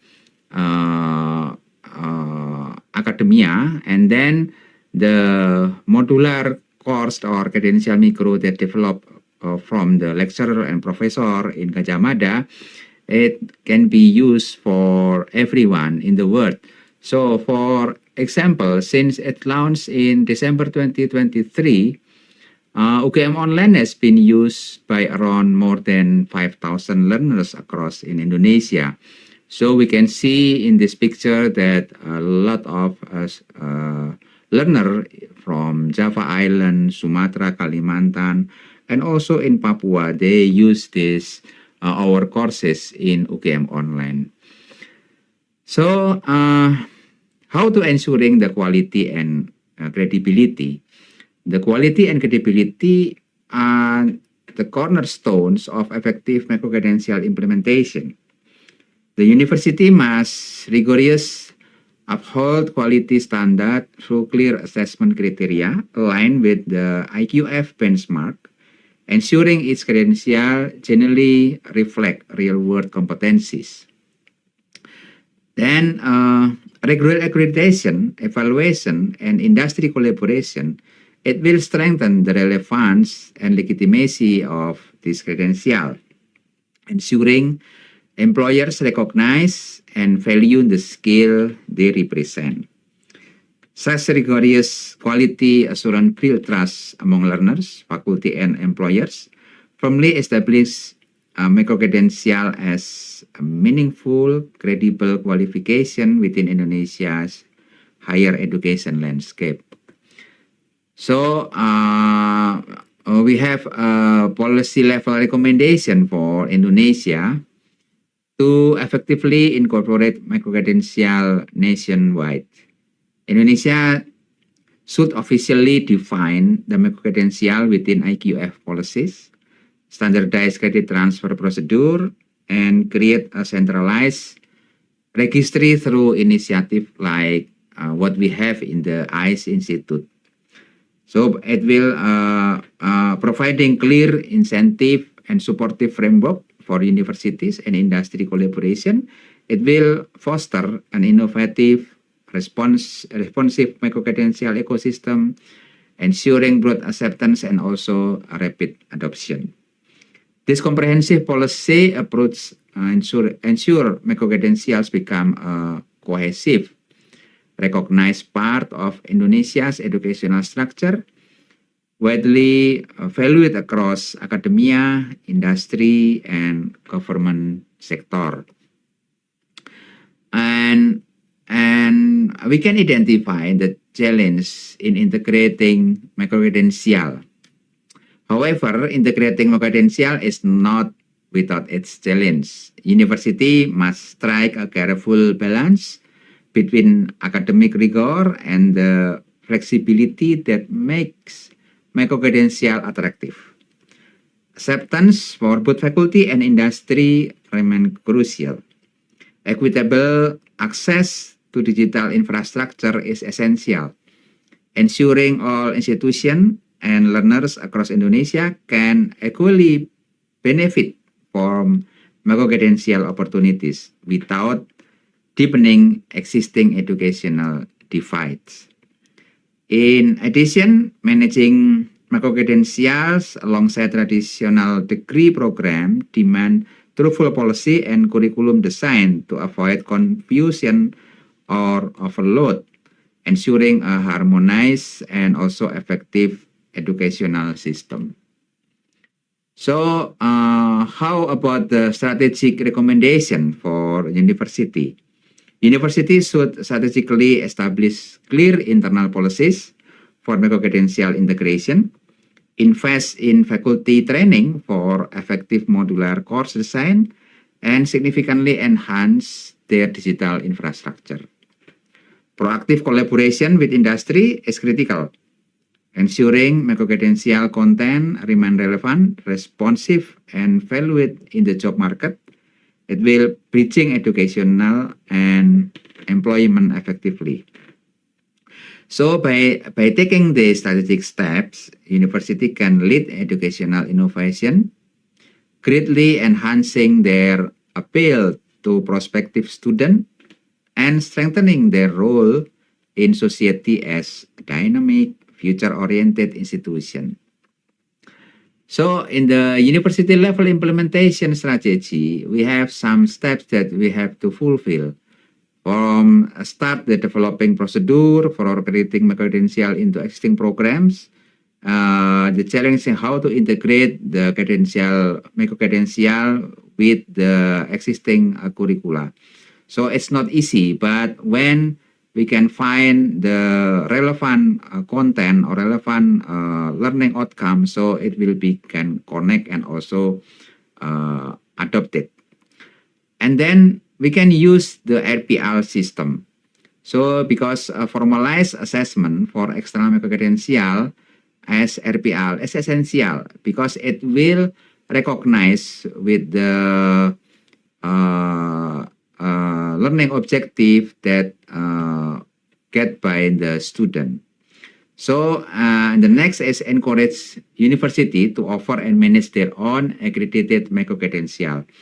So it's mean in each university they need to have a unit that can assess and evaluate the content, the learning outcome of each microcredential and how it can be recognized to the existing curriculum on each study program, and also enhance the quality and assurance and rigorous assessment standard, and also update the university system for transcript recording and also the digital credential issuance. So for the future vision and impact, imagine a future where microcredential play a central role in lifelong learning, enabling continuous skill development throughout one's careers. So it means university will become a dynamic hub of innovation, safely adapting the new skill demand. International recognition and learner mobility significant increase, making Indonesia's credential valued globally. Education become more accessible, inclusive, and highly responsive to societal and also economic needs. So it means that this transformative vision position Indonesia higher education as flexible, resilient, and genuinely lifelong, directly contributing to economic growth and also societal well-being. So now is our moment to act. Let's embrace the microcredential as strategic tools for educational innovation. Policymaker, university, industry, and global education leaders, let's collaborate to make lifelong learning accessible and also meaningful for everyone. Together, I'm sure that we can empower learners across Indonesia, driving economic growth and strengthening our nation's competitive edge. The future of education begin here today by we are talking and also working together to lead the way and make this existing vision a reality by developing the microcredential. Thank you. Thank you, Dr. Hatma, for the video. And as we've learned from the video, a couple of reasons why we should lean towards microcredentials is first and foremost, the rapid technological and industry changes demand continual skill updates. So we have to be able to adapt in order to innovate something new. Secondly, it aligns with the global trends in higher education and lifelong learning. Third, facilitate rapid workforce upskilling and reskilling. ICE Institute as the answer recognizes formal, informal, and non-formal education by the President's Decree number 8 in 2012.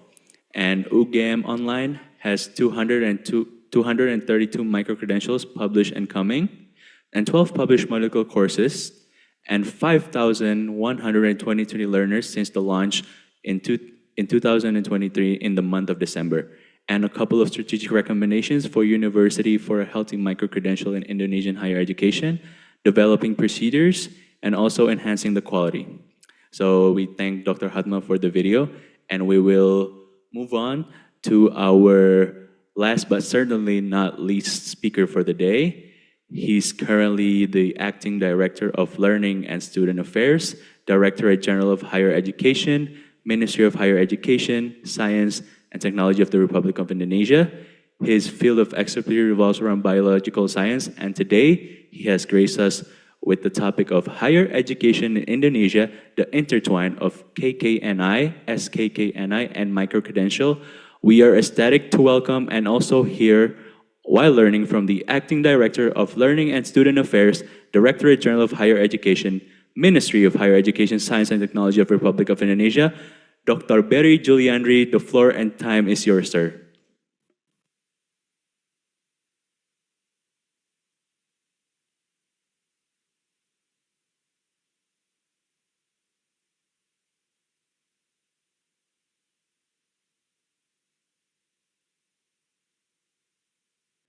As we wait for Dr. Berry, he's, besides of being the Acting Director of Learning and Student Affairs in the Ministry of Higher Education, he's also currently the Dean of Math and Sciences Faculty at IPB, or Institut Pertanian Bogor, and he's currently serving as President of Indonesia NIST Alumni Association, that is the Nara Institute of Science and Technology, where he earned his doctoral. So his resume is very long, and we are certainly eager to learn, not just learn, but also get insights for the betterment of microcredentials moving forward. As we know, this is a crucial time moving towards Indonesia 2045.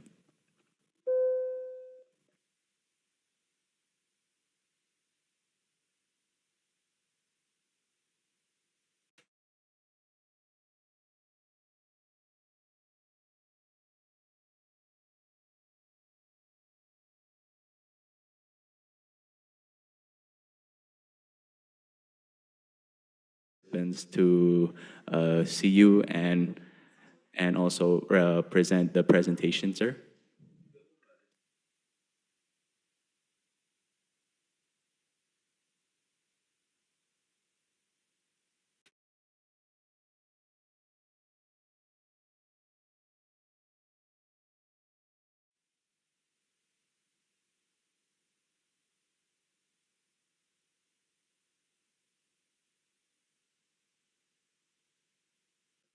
So I think while waiting, we've learned a lot today in terms of microcredentials are essential in today's world, because I think I've experienced this myself that in order to get a job, I think not just in Indonesia, but in many countries, sometimes a bachelor's degree certificate isn't enough, but you need to also show that you have the not only soft skills, but hard skills to advance and actually land the job. And I think one of those ways is through microcredentials. So I think microcredential certifications are a very, very huge part in moving forward, and we are here together to align. And Dr. Berry is already here. Good afternoon, sir. How are you? Good afternoon. Thank you for waiting. I'm sorry, I still have several meetings before this meeting. Thank you very much for waiting. Our pleasure, sir. The floor and time is yours, Mr. Director of Learning Student Affairs, Dr. Berry Juliandri. The time is yours, sir. Thank you. So I forgot how much time I have for presentation. Approximately around 20 minutes, sir. 20 minutes, okay. Thank you. Please remind me if I'm a little bit longer than the assigned time. Thank you very much. First of all, I would like to greet Mr. Reynaldo Vea, Ph.D., the Chairman and CEO of iPeople Incorporation Philippines, and also Dr. Rijanto Purbojo, S.Psi, M.Sc, Director for the Center for Teaching and Learning, Universitas Pelita, Harapan, Mr. Wihendro S.Com MM, Educational Technology Manager, Universitas Bina, Nusantara. And actually, this is my longtime friend, Dr. Hatma Suryatmojo, M.Sc, the Director of Academic Studies and Innovation, Universitas Gajah, Mada. And can we have a PowerPoint slide to be present from the organizer? Okay, sir, we are getting it on the way. And okay. Dr. Hatma actually sent a video earlier today. He wasn't able to attend, so we learned together a lot about from OGM's perspective. So I'm sure if he was here, he would be really, really happy to see you, sir. Okay, thank you. We're waiting as we get the PowerPoint. So how has your day been, sir, this morning? Hectic? Yeah, very busy morning so far. But this is a normal day. So busy and normal are two synonyms that's in your dictionary all day, every day. Yes. Yeah, so for today, like already show maybe in your screen, we will talk about the higher education in Indonesia. How about the intertwine between KKNI, KKNI, and also microcredential. Next.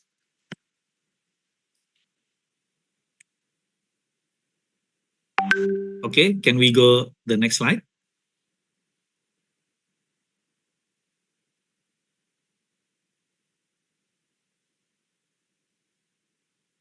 Next slide, please.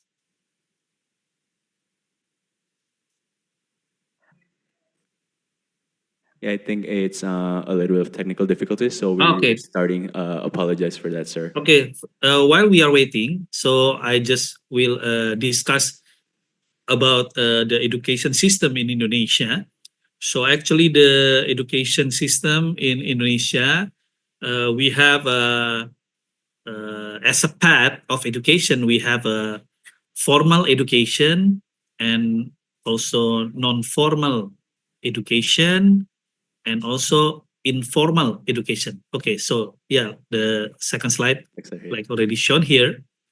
And also for the level of education, we basically divide into four division. As you can see in the left side of the graph, that we have a early childhood education and also basic education, secondary education, and also higher education. The early childhood education basically ranged from 4 to 6 year old, and we call it as a kindergarten. It depend on the time the child enter the first education at a certain age. It's different between parents, but mostly for the basic education or primary school, the input will be around age of 7 years old, and it will take 6 years to finish before they will enter junior secondary school. That actually continuation from the primary school. So it will be additional 3 years, and this with what we call a 9 years basic education program. And then for the secondary education, we have a senior secondary school, and also we also have a 3 year vocational secondary school. And above that, we also have a 4 year vocational secondary school that range for secondary education, and a 1 year for the higher education. And this higher education, as you can also see from the graph, have several division also for diploma 1, diploma 2, diploma 3, and then for the 4th year, we have bachelor with honor and also professional bachelor. And if they continue for the professional education, they can have the general profession education, and then continue for master and doctor, both for applied and also at the right side, as you can see, several students can also acquire specialist and subspecialist education. This is a formal education system in Indonesia.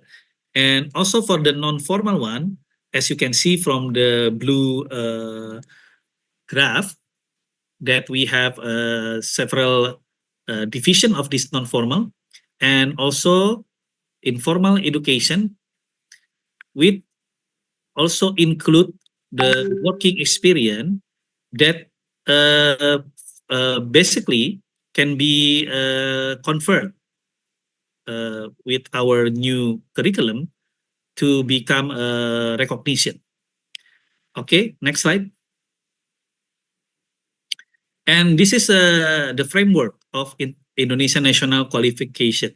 This framework, as you can see, try to match, equalize, and integrate the different field of education, like already shown in the previous slide, and also the fields of job training and work experience, in order to provide recognition, like I already said, primarily from working. And these work competencies will be recognized, so that we should have a structured system that define the qualification level for each education, training, and working experience in Indonesia. This will be standardized, recognized, and integrated system that ensure everybody have a same standard for this kind of recognition. And key feature of KKNI or KKNI, that we have 9 levels of KKNI, from basic skill to expert level of competency, ranging from 1 to 9, which is 1 is the basic one, and expert one is the level 9. And integration of education and workforce, like I already mentioned, we try to make an alignment of academic qualification with industry requirement, so ensuring that the graduates are ready, have a competency for the job that provide by the working industry. And One thing that we also proud that we are now have a recognition of prior learning that acknowledge formal, non-formal, and informal learning. So all three route that allows professional to validate their skill. So starting from this year, we also want to expand this recognition to become one of the how to say main tools for us to increase the participation of people in Indonesia to have education or have a training and also employment priority. And also standardization and certification. This is also our main priority now, that will provide a national benchmark for competency assessment and professional certification. And next slide, please.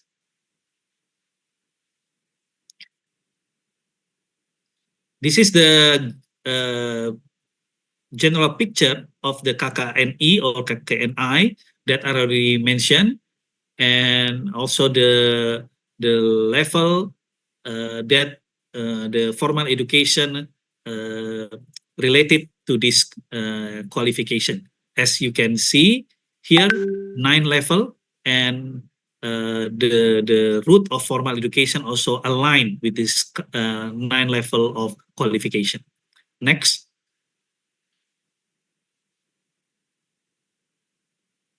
So KKNI is have a legal standing as a presidential decree number 8 2012 as a decree on Indonesia qualification framework, and also we have a law number 12 2012. This is a law for higher education as a general, and the Ministry of Education and Culture at the time have an implication and implementation strategy to apply this to legal document.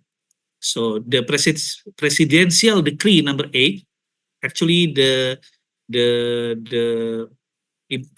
implementation law of the law number 12.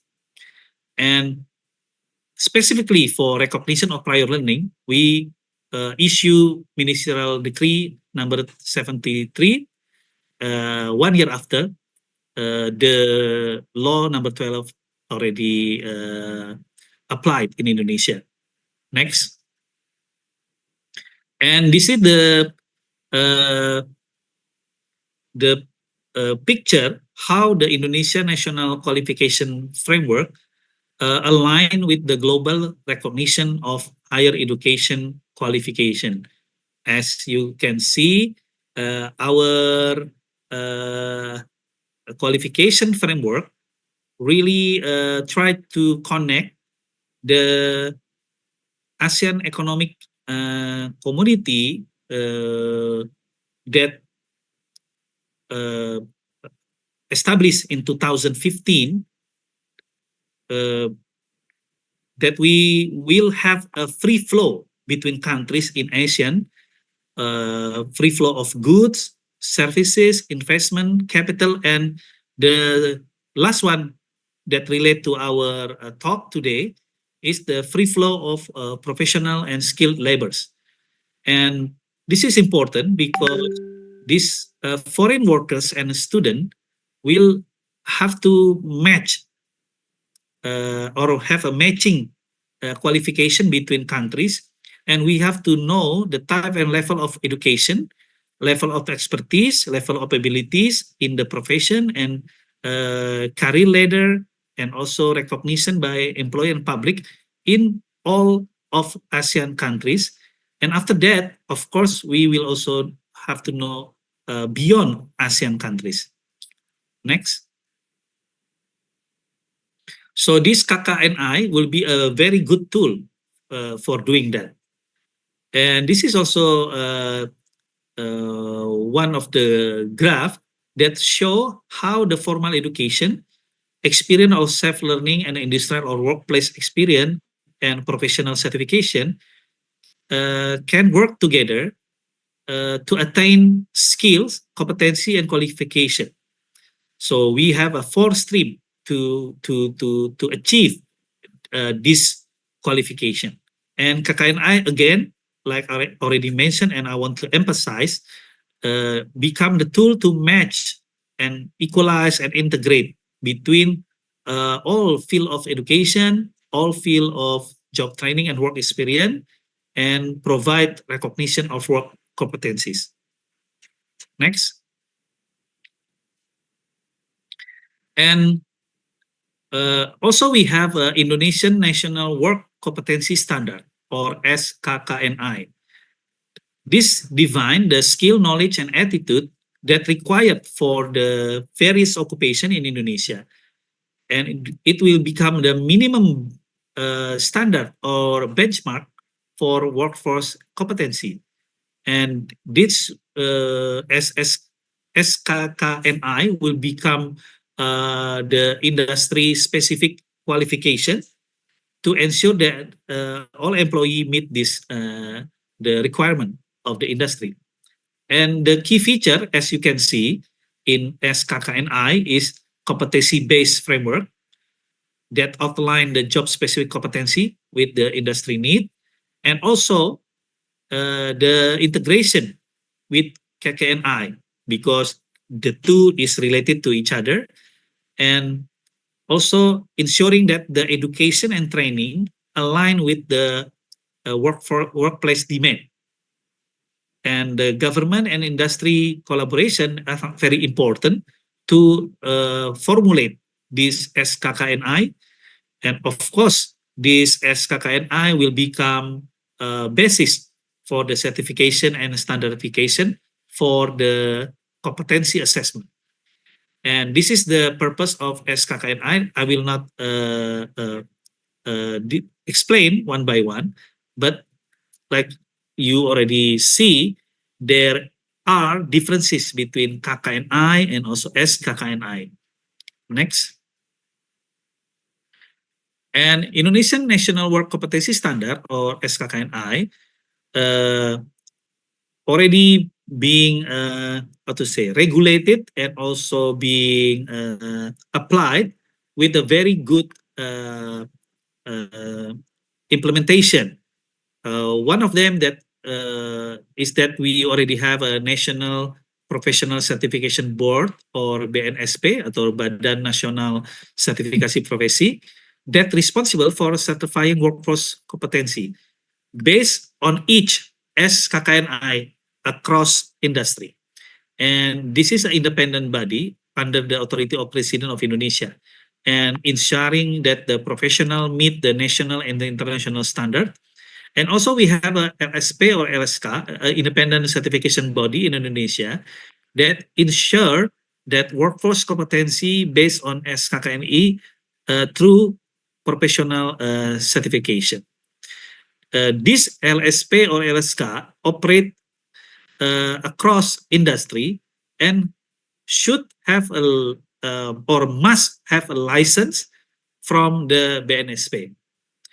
And also we have a TUK, or Competency Testing Center in Indonesia, that facilitate individual to undergo competency assessment based on SKKNI to obtain professional certification.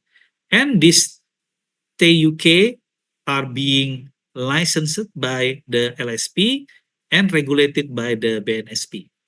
Next. And all of these 3 bodies provide course, training, microcredential as a package that provide education that needed to meet the standard, and also provide certification to meet the SKKNI standard. Next.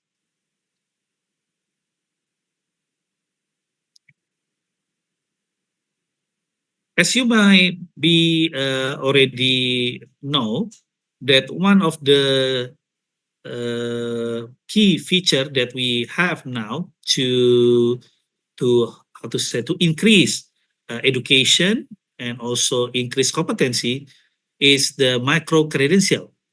And why this is very important? Because the micro-credential will become a bridge, like from the undergraduate or vocational study program and job, by supplementing a student with the industry and demand driven trainings or relevant or specific knowledge and skill that not included maybe formally in the curriculum. And national policy allows students to take 3 semesters or around 60 credits or 40% of the time outside their study program in various form of activities, including study project, research, and student exchange. And the micro-credential also become an important driver for reskilling and upskilling workforces. So this can be a pre-service training for unemployed people, or become in-service training for continuing education for those already on the job. And the provider, like the previous slide also already mentioned, can become the higher education institution, can be private company, industry, and also training provider. So the standard and quality assurance of these various forms of micro-credential need to be divided, because we now have plenty of option, and we are very glad that the ICE Institute already initiate a curation of this various form of micro-credential. And also we already push that higher education institution should recognize the micro-credential that already take by their student as a credit transfer, or RPL in Indonesian language, that can be stacked or accumulated and become a substitute for their credit unit listed in the curriculum. Also, they can become a diploma supplement, but the challenges is now that the mutual recognition between these higher education institutions should be regulated, and we are now trying to move to that direction. And also we want to also push that the micro-credential become recognized by many employers as possible in Indonesia, and therefore we need a recognition system in the national level, such as credit bank. And I am glad also that ICE Institute already have a plan to move toward this direction and become the leader in Indonesia for the credit banking. Next. And as you already heard from me in the previous slide also, that we want this micro-credential become a complementary part of regular campus learning, and fill the gap between what skill to be provided in campus with the required of skill needed by the work job and industry. So the key feature of micro-credential that actually very beneficial for student and for the higher education institution, it is short-term, certified, have several courses and many option of credit hour, and concentrate on one particular competency, have an added value for the student related with the industry, and can become a reskilling and upskilling for the public. And we have the new regulation, Ministerial Decree number 53, 2023, that support this kind of thing. And I think although the ministerial decree number 53 itself now under a reassessment, this thing that regulate about microcredential will not be changed. Next. So several program that related to microcredential in Indonesia that already being implemented. For example, KMMI or Microcredential for Indonesian Student, M.Sc, Magang dan Studi Independen Bersertifikat, Bangkit from Google Indonesia, Gojek, Tokopedia, GoTo, Bukalapak, and Directorate General of Higher Education under MSIB, and also Microcredential program for game developer that provide by ICE Institute under the how to say the MECB from the Director General of Higher Education, and university and profession microcredential program. So each university also have this kind of microcredential provide for their student. Next.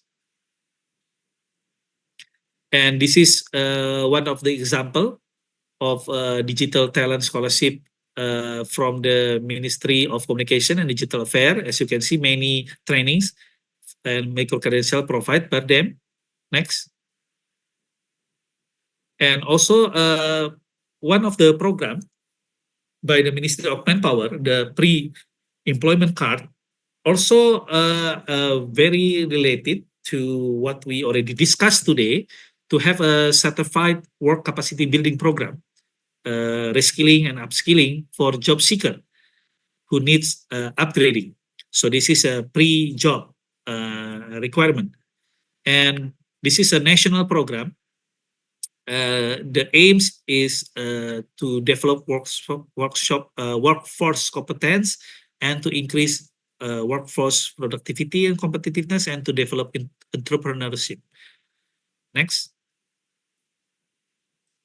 And how SKKNI become incorporated in Indonesia specific skill framework and also global skill taxonomy. This is a future challenge that we need to map global skill taxonomy, our framework, to local needs framework, because what needed in other country may be different with Indonesia. And we need to adapt for each sector and integrate with the KKNI. And we need to have a regular review and updates and have a good collaboration with industry and academia, education provider as a user and provider, and implementing micro-credential and flexible modular learning. This is will become very important in the future. And also for the government, like our ministry, will make the policy and regulatory framework that make this plan will be running smoothly in the future. Next. And I think that's all the things that I need to provide as a presentation, and I will be happy to take any question. Thank you very much. Thank you so much, Dr. Berry, for the insightful materials. And before we get to the question sessions, let me maybe summarize a little so our audience can be more in tune. Maybe they have a question or so forth. And I think one of the key points you touch upon is the micro-credentials in Indonesia. There's a couple of programs that are very significant. It's the KMMI, the MSIB, Magang Studi Independen Bersertifikat, Bangkit by Google Indonesia and GoTo, and also for the micro-credential program for game developers by ICE Institute under the Directorate General of Higher Education, because as we know, the market nowadays is younger people, so we have to be able to adapt with what the market is asking right now. So I think we will open it for questions now. I hear there's 2 questions if I'm not mistaken, and the question should be showing on the screen about right now, sir. Okay, sir. So first question is from Ms. Yeah, I already read it in the chat. Oh, okay. Yeah. Go ahead, sir. So actually, we we make the KKNI and also SKKNI as a reference, as a standard. And the final, final call will be from the employer. So as already mentioned in this question, sometimes the users or employers hire overqualified graduates that actually needed for the job. And I think this is autonomy of the employer or the user. So the government and also the other bodies that made the KKNI and also SKKNI try to recommend or make a guideline of the qualification, but the final decision it's depend on each employer or user. Okay, thank you so much, Dr. Berry. If you don't mind, one more question, sir. Yes. Okay. I think the question should be up on the screen right now. As we're waiting, I'll read it. So we have a question from Mr. Toha. So with such rapid technological developments, as it's one of the factors that shakes up the job landscape in the field and the world of education, in your opinion, sir, how often should the SKK and E be updated? Thank you, sir. Yes, this is a very good question also, like the first one. We try to make the KKNI as general as possible. As you can see, this changes in the world will not really will change the architecture of the KKNI as a whole. What happened in the world actually will change the method of learning, change the content of the to be teach in the curriculum and other thing. But for the qualification, I think it will not change much, even the many dynamics in the world. This is for the KKNI. But for SKKNI, I agree that the need of working industry and competency in the job will rapidly change. So I think we need to be more adaptive. And if you ask me how many time we need to change, I think if possible, SKKNI will change differently between sectors, because one sector may be changed rapidly, and then other sector may be not so much dynamic. So it will depend on the association of the profession at that kind of sector to decide.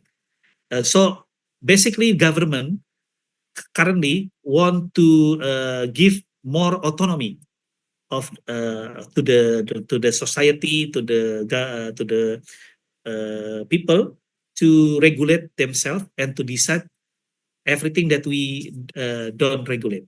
And the spirit also now want to deregulate everything that actually not to be regulated by the government. Thank you so much, Dr. Berry, for the insight and also point of view from the Director General Higher of Education standpoint.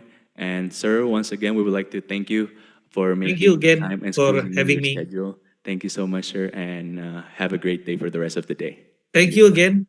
See you. Bye. See you. Bye. Ladies and gentlemen, we have reached the end of today's forum, and we will continue our second day tomorrow, Wednesday, May 21st at 8:30 Jakarta time. On behalf of our committee, we would like to extend our gratitude for all the speakers and also participants for your contributions in this event. We hope today's event becomes a great experience for you to share knowledge, experiences, and aspirations. Not to forget, there will be a link attached in the chat room so you can fill in the evaluation form for us. Hope to see you again tomorrow, Wednesday, May 21st at 8:30 Jakarta time for even more in-depth discussions. My name is Adrian.